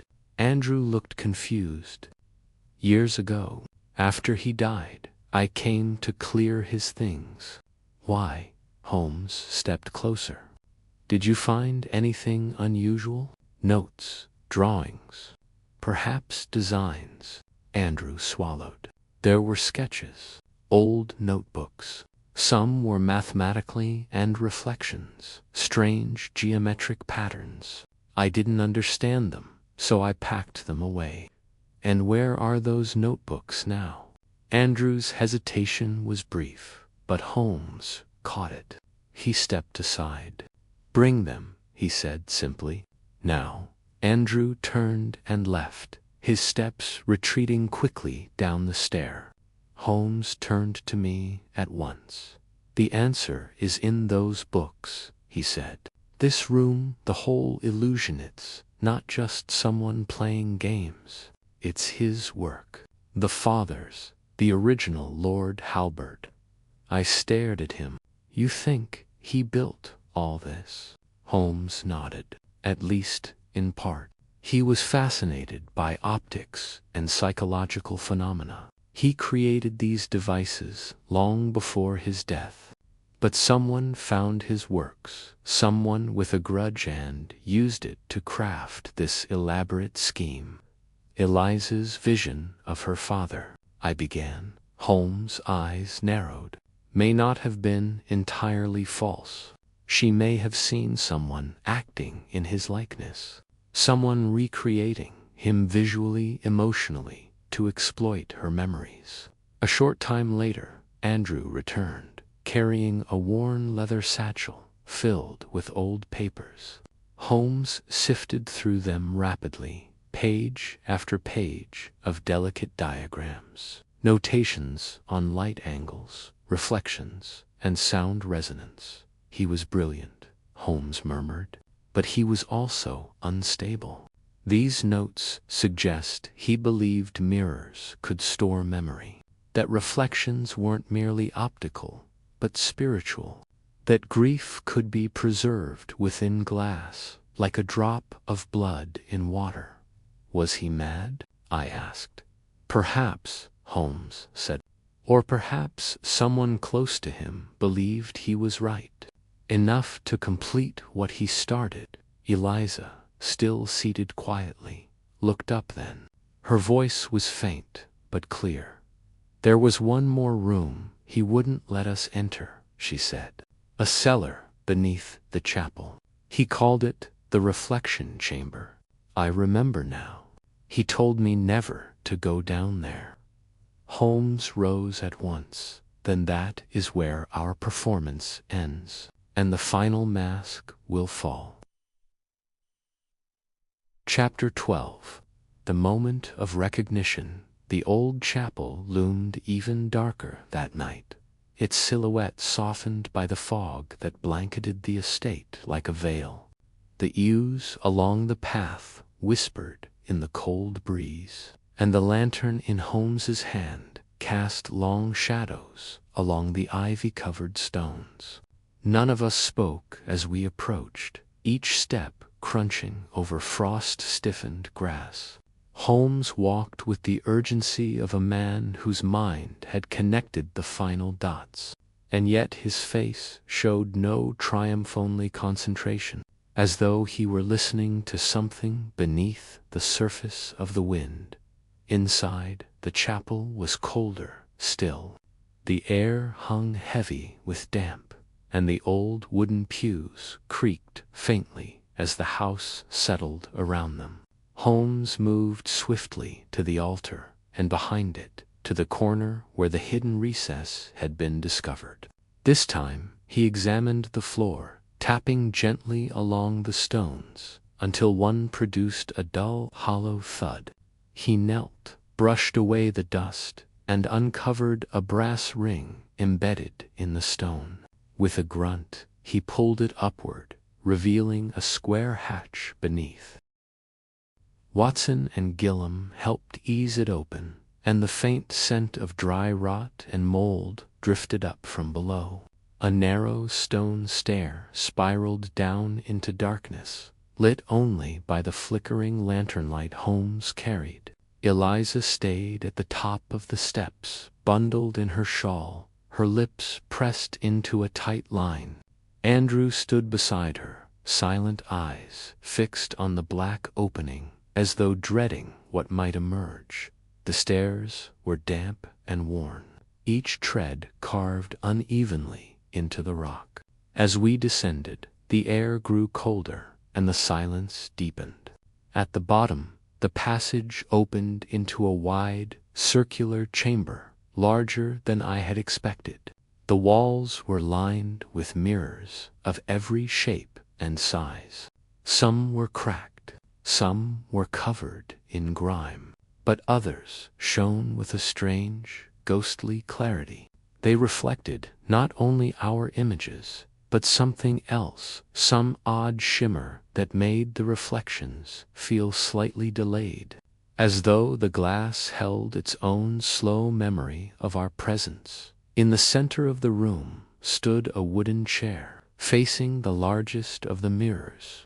A small table beside it held a rusted phonograph and a box of old records. Holmes moved around the room without hesitation, inspecting the frames, tapping at the walls, and tracing his fingers along the edges of the floor tiles. Then he stopped. He was staring at a mirror taller than himself, framed in tarnished silver, its surface perfectly polished. "This one," he said. "This was meant to be the stage." I stepped beside him and peered into the glass.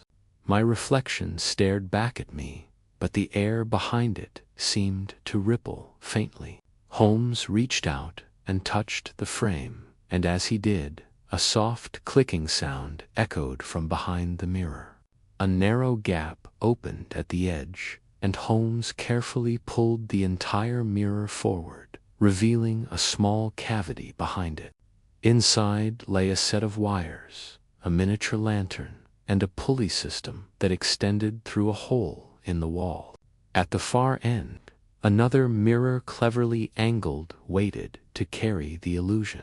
This entire chamber was designed to reflect not just light, Holmes murmured, but memory.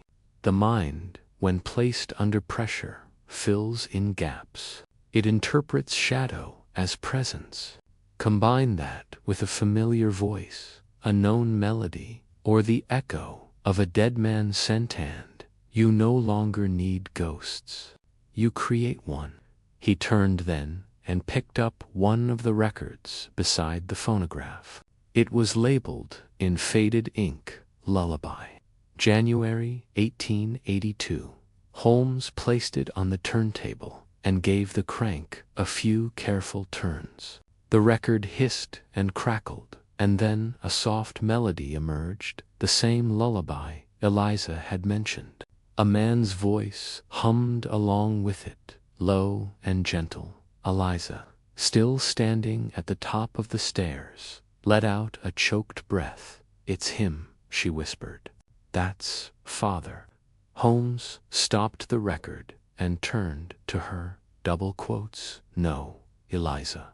That is the memory of your father, preserved and wielded by someone who knew you would respond to it, someone who needed you vulnerable, someone who turned your grief into a mirror, one they could stand behind and use."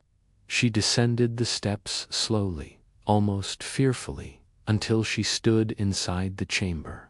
Her eyes scanned the mirrors, their dull gleam reflecting her from every angle. "Why?" she said at last. "Why go to such lengths?" Holmes was silent for a long moment. Then he turned to Andrew. "Because the person behind this didn't just want power over you," he said. "They wanted to rewrite the past. They wanted to create a new narrative, one where your father's love wasn't lost, one where they were always the favored child." Andrew blinked, then stepped back. "No," he said. "You're not suggesting." Holmes stepped forward. "Yes, I am. It was you." The chamber seemed to freeze. Andrew's face drained of color. "That's absurd," he said. "You think I would do this to my own sister?" "You didn't start with her," Holmes said coldly. "You started with the mirror, with your father's notes.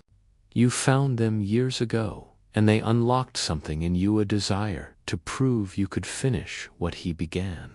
But when Ada confessed, when I found the pin planted in your coat, I knew that it wasn't placed there against you. It was your own mistake. You forgot to remove it." Andrew's eyes flickered, and for a moment the mask faltered. "She was going to leave," he said suddenly, voice rising. "She was going to sell the estate, give it to some historical society. Everything our family built, gone. So you crafted a haunting," Holmes finished, "to destabilize her, to keep her here. And in the process, you used illusions to play God." Andrew's face twisted, not in rage, but in something close to grief. "I just wanted her to see," he whispered, "to see him again, to remember how we used to be. And in doing so," Holmes said softly, "you forgot who she was." Andrew said nothing more. He turned, walked to the center of the room, and sat in the wooden chair. He looked at his reflection in the tall silver mirror. For a long time he simply stared, as though hoping it might offer him a different truth. Chapter 13. The final attempt to escape the silence in the chamber stretched long and uneasy.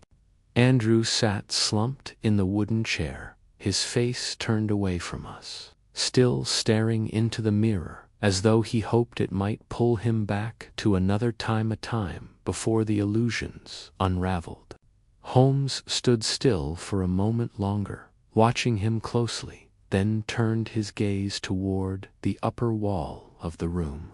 I could tell his mind had not settled. Though the confrontation had come, something still hovered unfinished, unspoken. "Gillam," Holmes said quietly, "secure the entrance. No one is to leave this chapel without my word." Gillam, who had remained on the staircase with a lantern raised high, gave a sharp nod and turned to bar the heavy wooden door above. As he did so, Andrew stirred. He did not rise, but his fingers gripped the sides of the chair, knuckles pale with strain. "You don't understand," he said in a low voice. "You never did." She was going to erase him. Everything about him, his inventions, his journals, the man he truly was. All she ever remembered was the pain. But I remembered the wonder, the magic he used to show us. The mirror room was his gift, I only finished it. You weaponized it, Holmes replied firmly. You took something once meant for discovery and turned it into a theater of grief. Not for remembrance but control.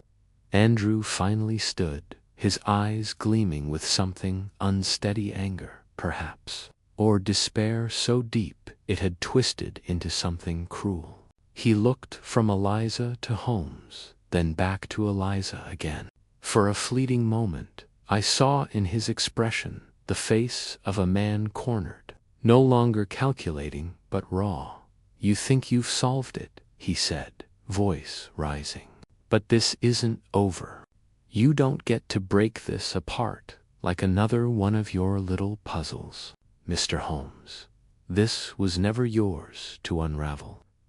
Then, with a movement quicker than I thought him capable of, Andrew lunged across the chamber.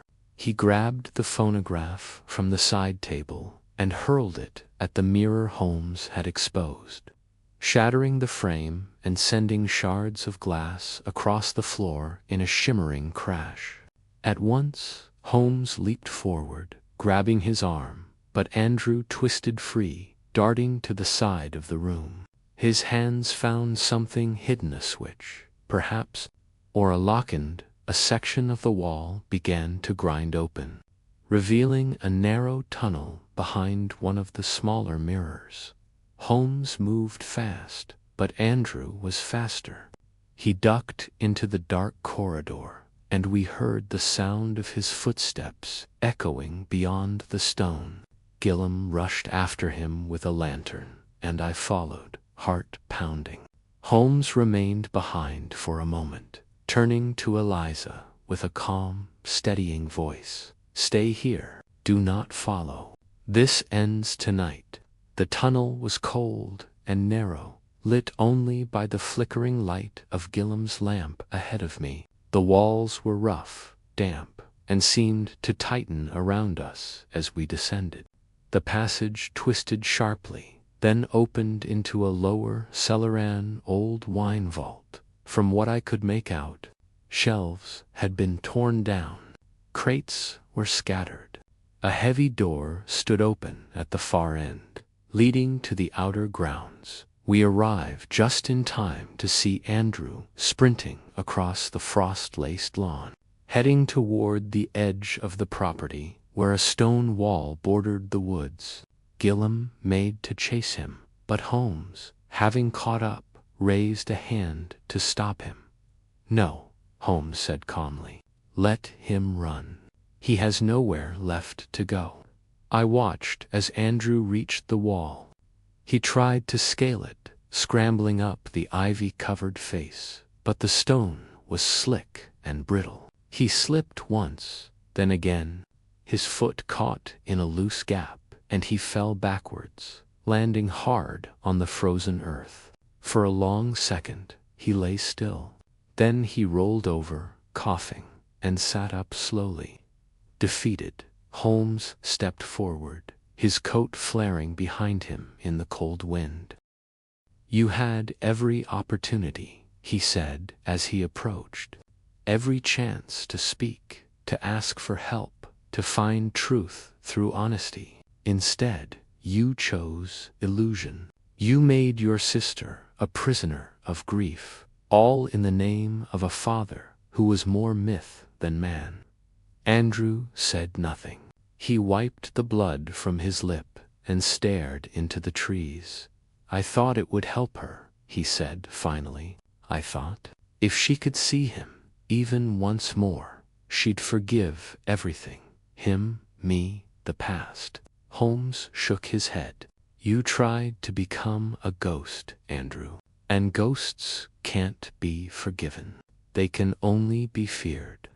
A few moments later, Inspector Lestrade arrived with 2 constables, having been summoned earlier by Holmes's instruction. Andrew made no resistance as he was led away, though he glanced back once at the chapel, his face unreadable. Holmes stood with his hands behind his back, watching him go. The wind rustled through the trees, and the fog began to lift, revealing a pale dawn creeping across the horizon. Back inside the chapel, Eliza stood silently in the underground chamber, her eyes closed. She did not cry, nor did she speak. Holmes returned to her side and gently took her hand. "He's gone," he said quietly. "The performance is over." She looked around the room at the broken mirrors, the scattered glass, the hollow spaces where illusions once danced. "I don't know what's real anymore," she said. Holmes nodded slowly. "That's the danger of mirrors," he replied. "They reflect everything, but only truth can pass through them." Chapter 14.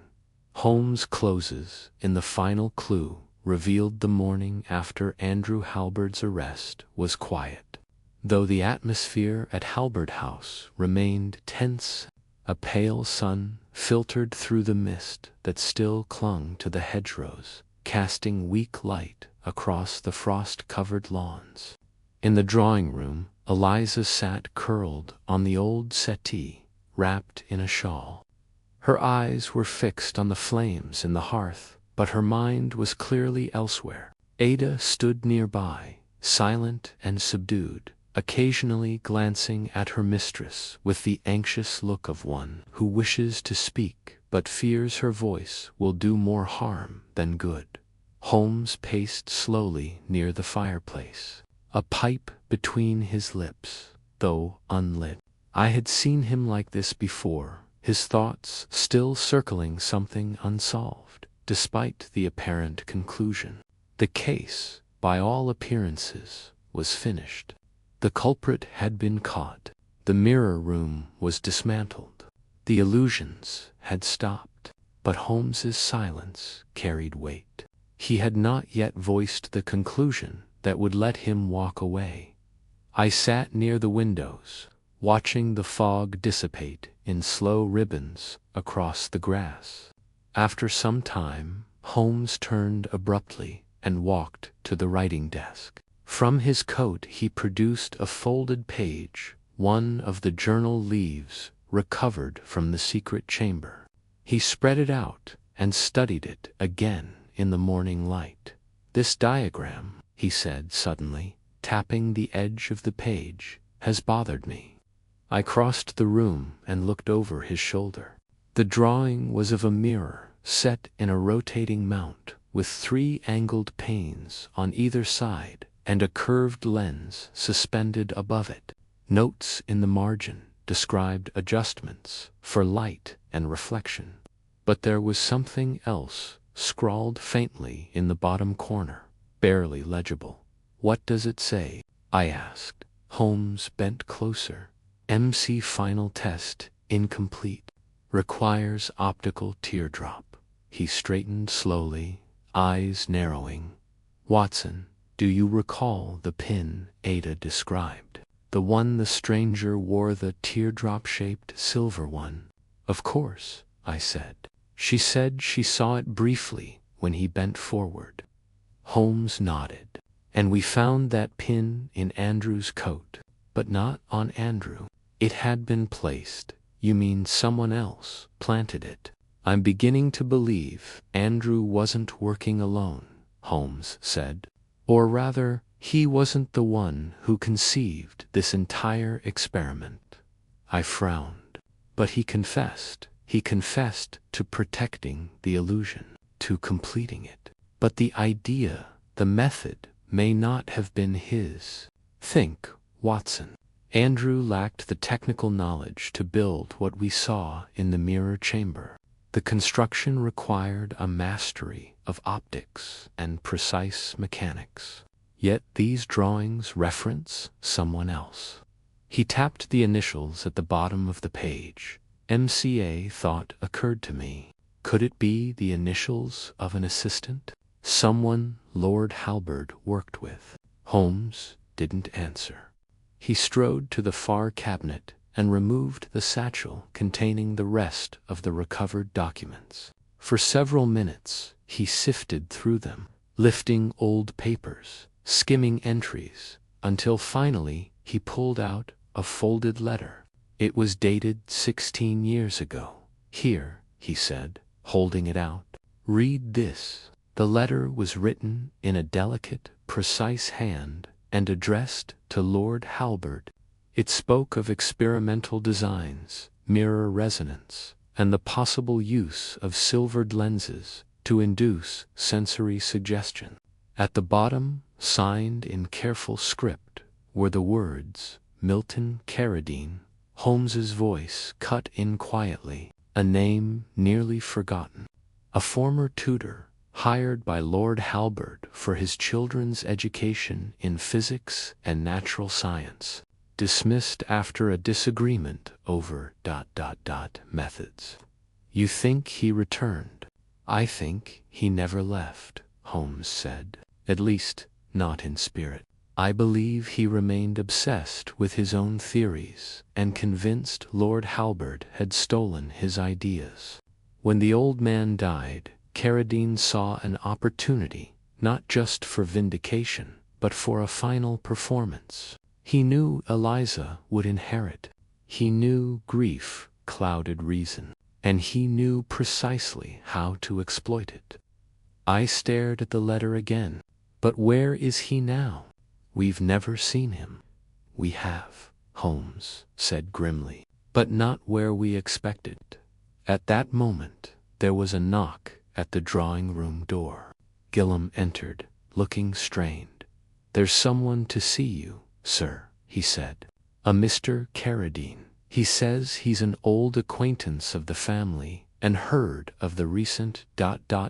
disturbances." Holmes exchanged a glance with me, then quietly said, "Show him in." A few moments later, a tall, thin man entered the room. His hair was white, but his frame carried a wiry sharpness. His coat was immaculate, and at his collar, pinned precisely where Ada had described, was the silver teardrop. "Mr. Holmes," he said with a small smile, "a privilege. I've long admired your work." Holmes said nothing. He stepped forward, studied the man's face for a long moment, then spoke quietly. "Milton Carradine, you came back to finish your experiment." Carradine tilted his head slightly. "I came to restore what was lost. Lord Halberd discarded brilliance when he dismissed me, but his daughter, she still believes. She saw, and that makes her the perfect subject." Holmes's voice remained calm but cold. "You manipulated her grief. You revived her father's image to test your theory that memory can be shaped through light, suggestion, and reflection." Carradine gave a thin smile, "And I succeeded." Holmes stepped aside. Not for long. At that moment, Lestrade entered the room behind him, 2 constables flanking the door. Carradine did not resist as they approached. He looked at Holmes with a mix of admiration and regret. "You're clever," he said softly, "but you lack imagination." Holmes only replied, "Imagination without restraint is madness in disguise." As Carradine was led away, Holmes turned back to the fire, his face thoughtful. I joined him, trying to absorb all that had just unfolded. "So Andrew was only the second act," I said. Holmes nodded. "A willing accomplice, but not the true puppeteer. Carradine used Andrew's longing and Eliza's pain to stage the perfect illusion. But in the end, it was all mirrors. And mirrors," he said, glancing toward the window, "only reflect what's already there." Chapter 15. The final gathering. The parlor of Halberd House had never felt so still. The fire crackled gently in the hearth, casting long shadows across the faded rug, while the grandfather clock in the corner ticked out each second with solemn regularity. It was late afternoon, the winter sun beginning its slow descent behind the skeletal trees. Holmes stood by the mantel, arms folded, eyes fixed on the flames as though drawing strength from their steady flicker. I sat nearby, notebook in hand, though I had barely written a word. The room felt like a theater, the stage prepared, the audience seated, and the final act about to begin. Eliza entered quietly, dressed in black, and with a calmness that surprised me. Her face was pale but composed, the storm within her seemingly tamed for the moment. She took the chair closest to the fire and said nothing. Holmes offered her a brief nod of acknowledgement, but did not speak right away. He was waiting for all the players to arrive. Ada followed shortly after, arms folded tightly across her chest, her eyes darting from Eliza to Holmes, and then to the empty chairs around them. Gillam entered next, walking with the deliberate, upright bearing of a man uncomfortable in such private drama. And finally, to my astonishment, Inspector Lestrade stepped in with Andrew Halberd. The younger Halberd was flanked by 2 officers, his hands no longer bound, though the tension in his shoulders revealed the weight of the moment. His face was drawn and pale, his expression unreadable. Holmes gestured for everyone to sit. Andrew hesitated, then lowered himself into a chair directly opposite his sister. For a long while, no one spoke. Then Holmes turned from the fire and faced them all. "You are likely wondering why I've asked you to gather here again," he began, voice steady. "The case, as far as the law is concerned, has reached its end. Mr. Carradine is in custody. The apparatus in the mirror chamber has been dismantled. And yet there remain unanswered questions that will not rest until they are addressed." He turned to Eliza. "Miss Halberd, you have lived the last weeks under the weight of a presence you believed to be your father. But what you saw was no ghost. It was the precise result of a machine illusion crafted to provoke your grief and mislead your senses." Eliza nodded slowly. "I know that now, but it felt so real." Holmes's tone softened. "That is the danger of suggestion. When grief opens the door, even false light can feel warm." He stepped back and gestured toward Andrew. This man was not the originator of the illusion, but he became its guardian, out of misguided loyalty, perhaps, or desperation. "Mr. Halberd," Andrew exhaled, his voice hoarse. "I didn't want to hurt her, I thought. If she saw father again, she'd remember him as I did. But I was wrong. I let Carradine twist my grief into something cruel. I let him use me." "You let him in," Holmes said evenly, "and through you he perfected his design." Holmes then turned to Ada, who sat rigid, hands clenched in her lap. "You saw the stranger," Holmes said gently. "You saw the pin the teardrop." Ada nodded, her voice faint. "Yes, I didn't know what it meant then. I just thought he didn't belong." "You were correct," Holmes replied. "Carradine inserted himself silently, like a parasite feeding on history. He used your trust to slip past the walls, and once inside, he knew exactly how to remain unseen." Holmes crossed the room and retrieved a small case from the writing desk.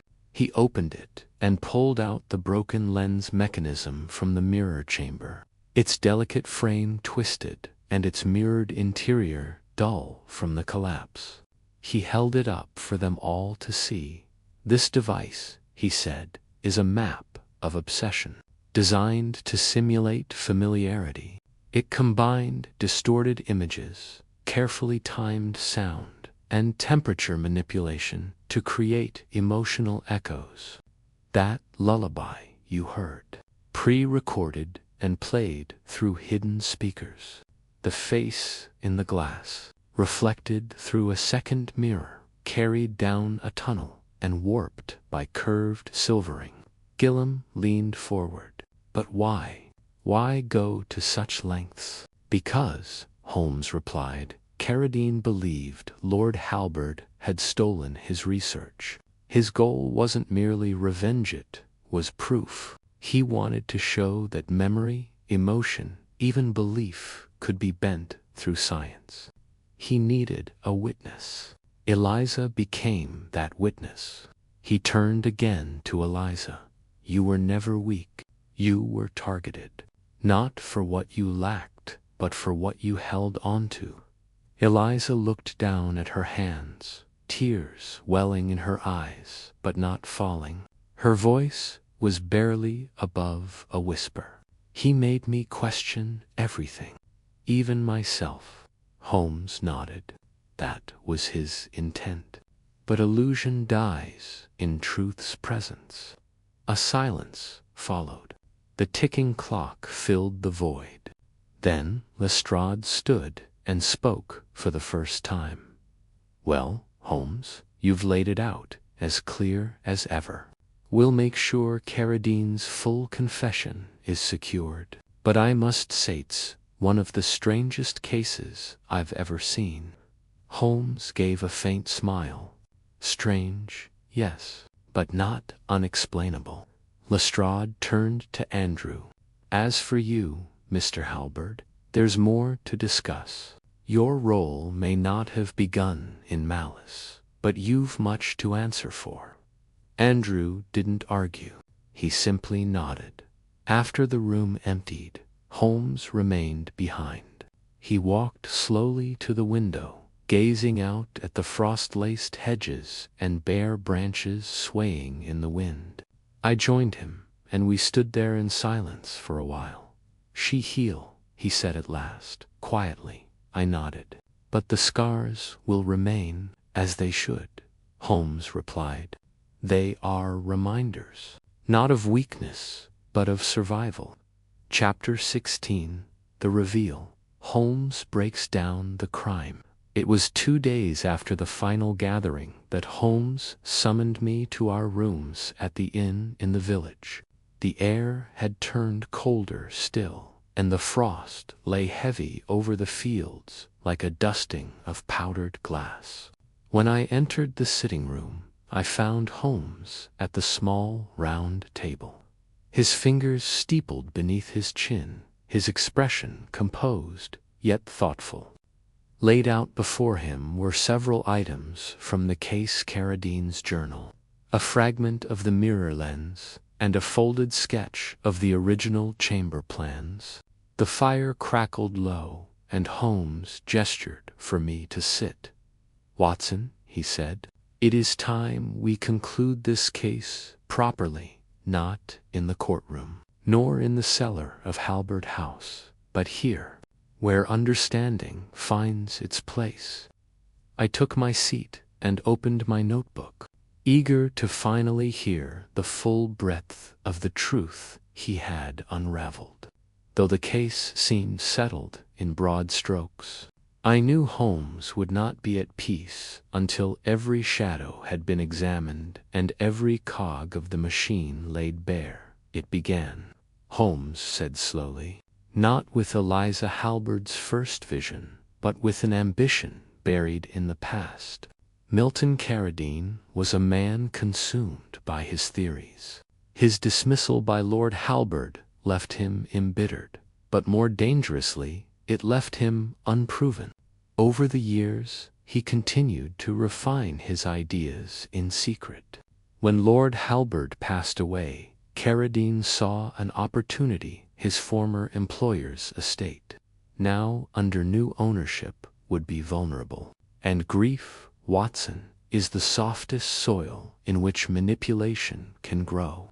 I nodded, recalling Eliza's weary voice the first day we arrived.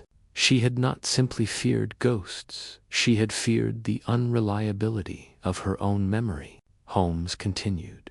Carradine returned to Halberd House under false pretenses. gaining entry through an old contact and presenting himself as a consultant in historic preservation. With access to the estate's forgotten lower levels, he began reconstructing what he called the mirror room. Its purpose was simple in its cruelty: to recreate, with scientific precision, the illusion of a spectral presence. Using angled glass, hidden projectors, acoustics, and timed reflections, he could make it appear as though the dead had returned. Holmes stood and crossed to the mantel, holding up the silver teardrop-shaped pin. "This," he said, "was not a decoration, it was a lens housing, part of a wearable projector designed to catch ambient light and bend it subtly across curved glass surfaces. Worn correctly, it helped Carradine test angles as he moved through the mirror chamber. Ada spotted it once and described it to us unknowingly. I sat forward. And Andrew, how did he become involved?" Andrew Halberd returned to the estate shortly before the apparitions began. He discovered Carradine's work, perhaps by accident, perhaps not. What mattered was his emotional vulnerability. Carradine manipulated him, expertly offering him a chance to complete his father's unfinished legacy and restore familial harmony. Andrew, already nostalgic and bitter over his perceived neglect, agreed. He saw it as a path to reconciliation with his sister. What he failed to realize was that Carradine had no intention of sharing control. Holmes paused, his gaze steady. When Carradine began escalating the illusions, introducing the lullaby, the scent, the voice, Andrew grew uneasy. He may even have considered ending it. That is when Carradine acted preemptively, planting evidence against Andrew. Knowing that if the illusion ever collapsed, Andrew would be the scapegoat, a tragic accomplice. The clarity of it all struck me hard. I had seen men manipulated before on battlefields, in courtrooms, but never quite like this. Carradine had used science not to heal, but to torment, to create a world where truth could no longer be trusted. Holmes returned to his seat and tapped the sketch of the chamber. The chamber itself was constructed with obsessive detail, mirrors aligned to produce impossible reflections. A narrow channel behind the central panel allowed Carradine to enter and exit unseen. The phonograph, hidden speakers, and scented oils were triggered by remote mechanisms. The entire room was designed to disorient the mind and convince the heart. "But Holmes," I asked, "how did you finally confirm Carradine's involvement? What piece made it undeniable?" Holmes smiled faintly. "The drawing in the journal. The initials MC were a clue, yes, but not definitive. What confirmed it was the curved lens mechanism. Only a handful of men in England had published papers on such a device. Carradine was among them. I located one of his old research essays in the Royal Society's archives. The design was nearly identical. That, combined with Ada's description, the letter signed 16 years ago, and his own admission during our confrontation left no doubt. I sat back, letting the full picture settle in my mind. So much of what had seemed supernatural was now reduced to misdirection and misused intellect. Yet the damage it had caused, the fracture between siblings, the near collapse of Eliza's reason, was all too real. Holmes took a long breath and looked toward the window, where the last of the sun's rays bled across the frost-dusted hills. "This was not a case of murder, Watson, but it was a crime all the same. A crime against the mind, against memory." Carradine believed he was proving a theory. In truth, He proved only how far a man will fall when he believes his brilliance excuses cruelty. I said nothing for a moment. Then, softly, I asked, "Do you believe Eliza will recover?" Holmes turned to me. "In time. Truth is the first medicine, and she now has it. But healing, as you know, does not come all at once." We sat in silence after that, letting the fire burn low. Outside, the first snowflakes of the season began to drift lazily down, settling on the window ledge like quiet punctuation. The case was nearly closed, yet its echo lingered. Holmes, ever the master of logic, had once more shown that the most terrifying specters are not those from beyond the grave, but those crafted by the minds of the living. Chapter 17. Outcome and Justice. Following morning dawned with a sky of bleak gray and a sharp wind that rattled the bare branches outside our inn window. Holmes and I shared a quiet breakfast tea, as always, eating sparingly and thinking deeply, while I stirred my tea in silence, pondering the strange web we had just unraveled. Outside, the village stirred slowly, unaware of the storm of illusion and deception that had passed just beyond its borders. It was hard to reconcile the peaceful, frost-laced morning with the events that had played out at Halbert House. Yet Holmes appeared calm, almost reflective, his manner subdued but settled as though the final piece of the puzzle had not only locked into place, but brought with it a sense of grim peace. By midday, we made our way back to the estate one final time. Inspector Lestrade had requested Holmes's presence to oversee the formal handover of evidence to Scotland Yard's representatives. The drawing room, once a scene of silence and suspicion, now bustled with the sound of police boots, the scratch of pens on paper, and the murmuring of constables examining the remnants of Carradine's equipment. The mirror chamber had been stripped bare. The devices, lenses, gears, speakers, wires were catalogued and boxed, labeled as evidence of psychological manipulation and unlawful experimentation. Lestrade stood near the hearth, arms crossed, a pinched look on his face that suggested both exasperation and reluctant admiration. When Holmes entered, the inspector gave a gruff nod and gestured toward the crates. "Well, it's all here, Holmes.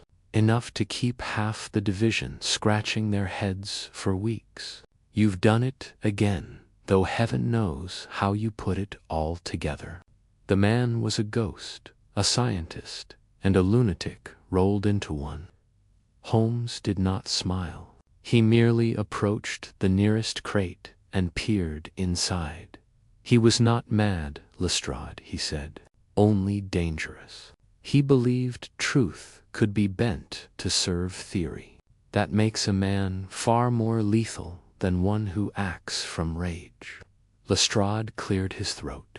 "Yes, well, he'll be facing charges. Fraud, unlawful confinement, emotional manipulation, and likely a dozen more once the Home Office is finished reviewing the reports. But there's talk, too, about whether a jury will understand any of this." "They won't need to," Holmes replied. "They need only understand the result.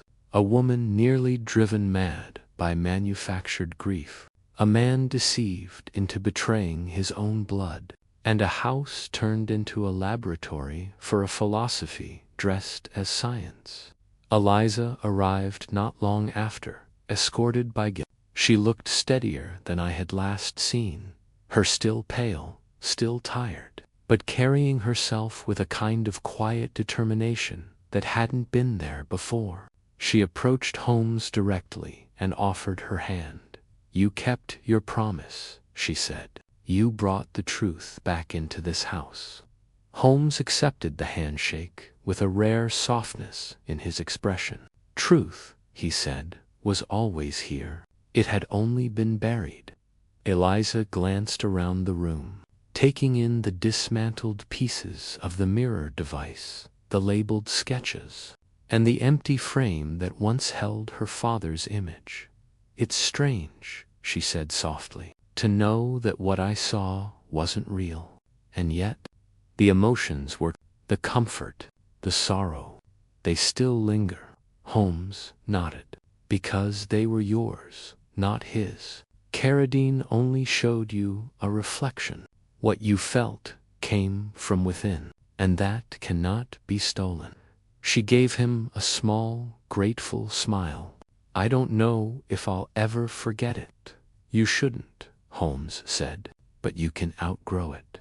Just as we turned to leave, Andrew was brought into the room by a single constable. He was no longer in cuffs, though his posture was subdued and his face was drawn with exhaustion. He paused a few steps from Eliza, not daring to come closer. She looked at him, her expression unreadable. For a moment I feared she might say nothing, but then she spoke. "I don't forgive you," she said quietly. "Not yet. Maybe not ever." Andrew bowed his head. "I understand, but," she continued, "you were used, and part of me still hopes we were not both lost." He nodded, not trusting himself to speak. Holmes watched them carefully, but made no move to interfere. Whatever remained between the siblings would not be solved by deduction or strategy. Some truths, he knew, were not his to fix. Lestrade approached and gave a short cough. "We'll need both their statements, of course," he muttered.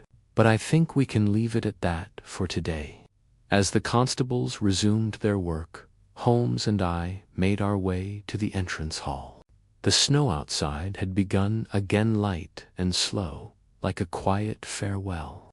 I turned to Holmes as we stepped through the door. "You seem different.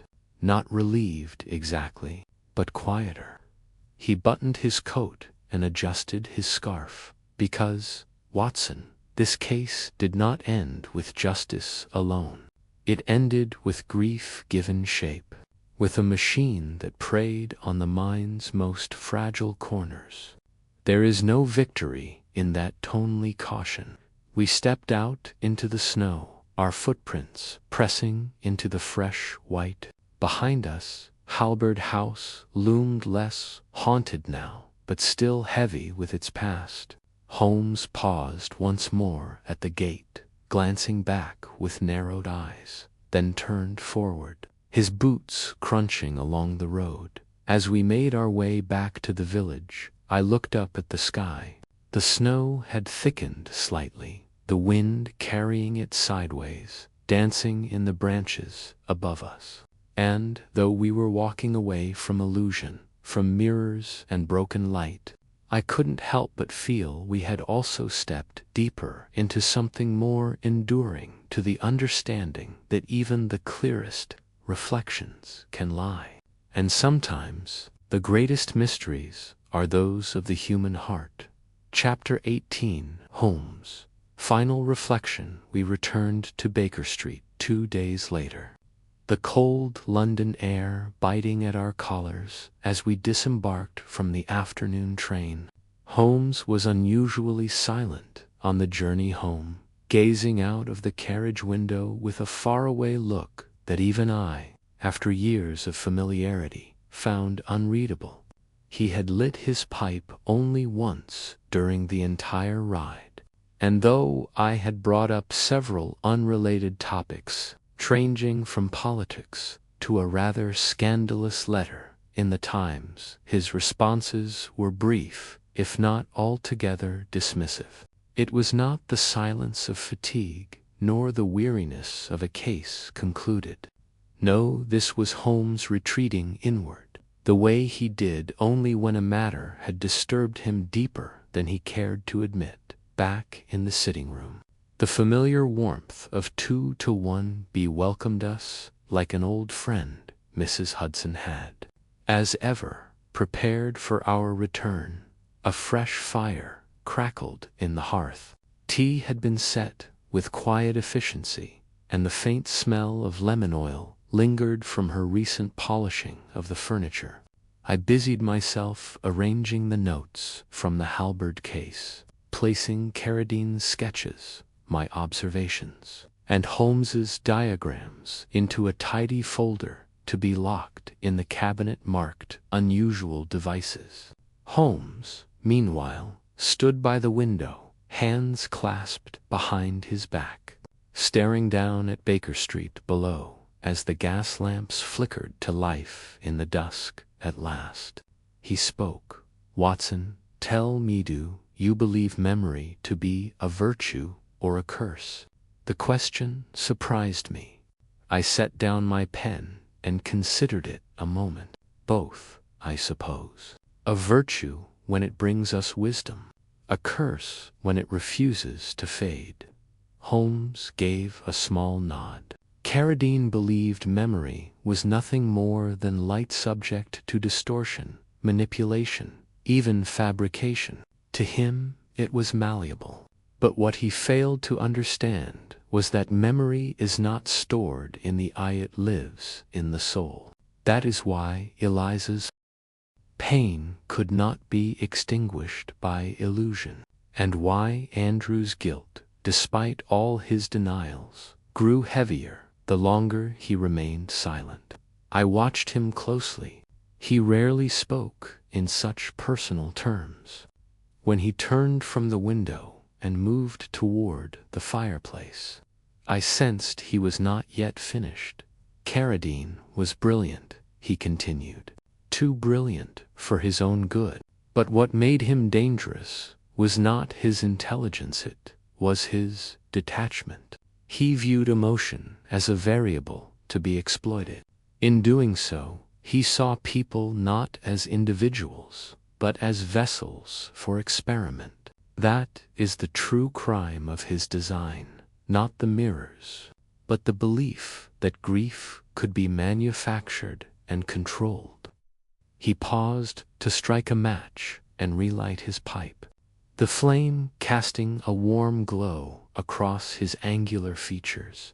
"I have seen many criminals, Watson, thieves, murderers, liars, but few as cold as Carradine. He wounded without raising a hand. He broke a family with reflections. And all the while, he told himself he was advancing science." The flames in the hearth snapped softly, as if in agreement. I poured the tea, then joined him by the fire, handing him a cup, which he accepted with a murmured thanks. For a few minutes, neither of us spoke. The clink of china and the soft hiss of the fire filled the room. Eventually, I asked, "Do you think he'll be convicted?" Holmes gave a dry smile. "I do, but it won't be simple. The law, as it stands, is ill-equipped to handle crimes of the mind. There will be arguments. Was it fraud, emotional coercion, or something altogether new? Carradine may go down in history, not as a criminal, but as a cautionary tale-proof that intellect, untempered by empathy, is a danger in itself." I finished my tea and leaned back in my chair, stretching slightly. "And Eliza? Do you believe she be all right?" Holmes's expression softened faintly. "In time, yes. The strength was always hers. All I did was turn the light upon the illusion." He reached into his coat and pulled something from the inner pocket. It was the silver teardrop pin, the one Carradine had worn, the symbol of his experiment. Holmes turned it over in his fingers for a moment before rising and placing it on the mantelpiece above the fire. "A fitting place for it," I said quietly. "Indeed," he replied. "Let it sit there not as a trophy, but as a reminder." As the shadows deepened outside and the clock ticked steadily on, I reflected on everything we had seen in that quiet house. A ghost born of optics, a brother twisted by sorrow, a sister gasping for the truth like air, and Holmes always just beyond reach, threading the needle of logic through the fabric of human emotion. It struck me, then, that though we had solved the case, not every knot could be untangled.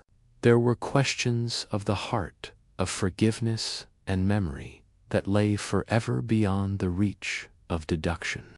Yet, in this, too, Holmes seemed to find peace not in control, but in clarity. He turned toward me one last time that evening, his pipe now extinguished, his eyes calm. "Watson," he said, "you once wrote that I thrive on puzzles. But this was not a puzzle. It was a mirror. And sometimes what one sees in a mirror is not the illusion but oneself." With that, he took his violin from its stand, raised the bow, and played a long, slow note that echoed softly through the sitting room. Outside, the fog had returned to Baker Street, but within, all was clear.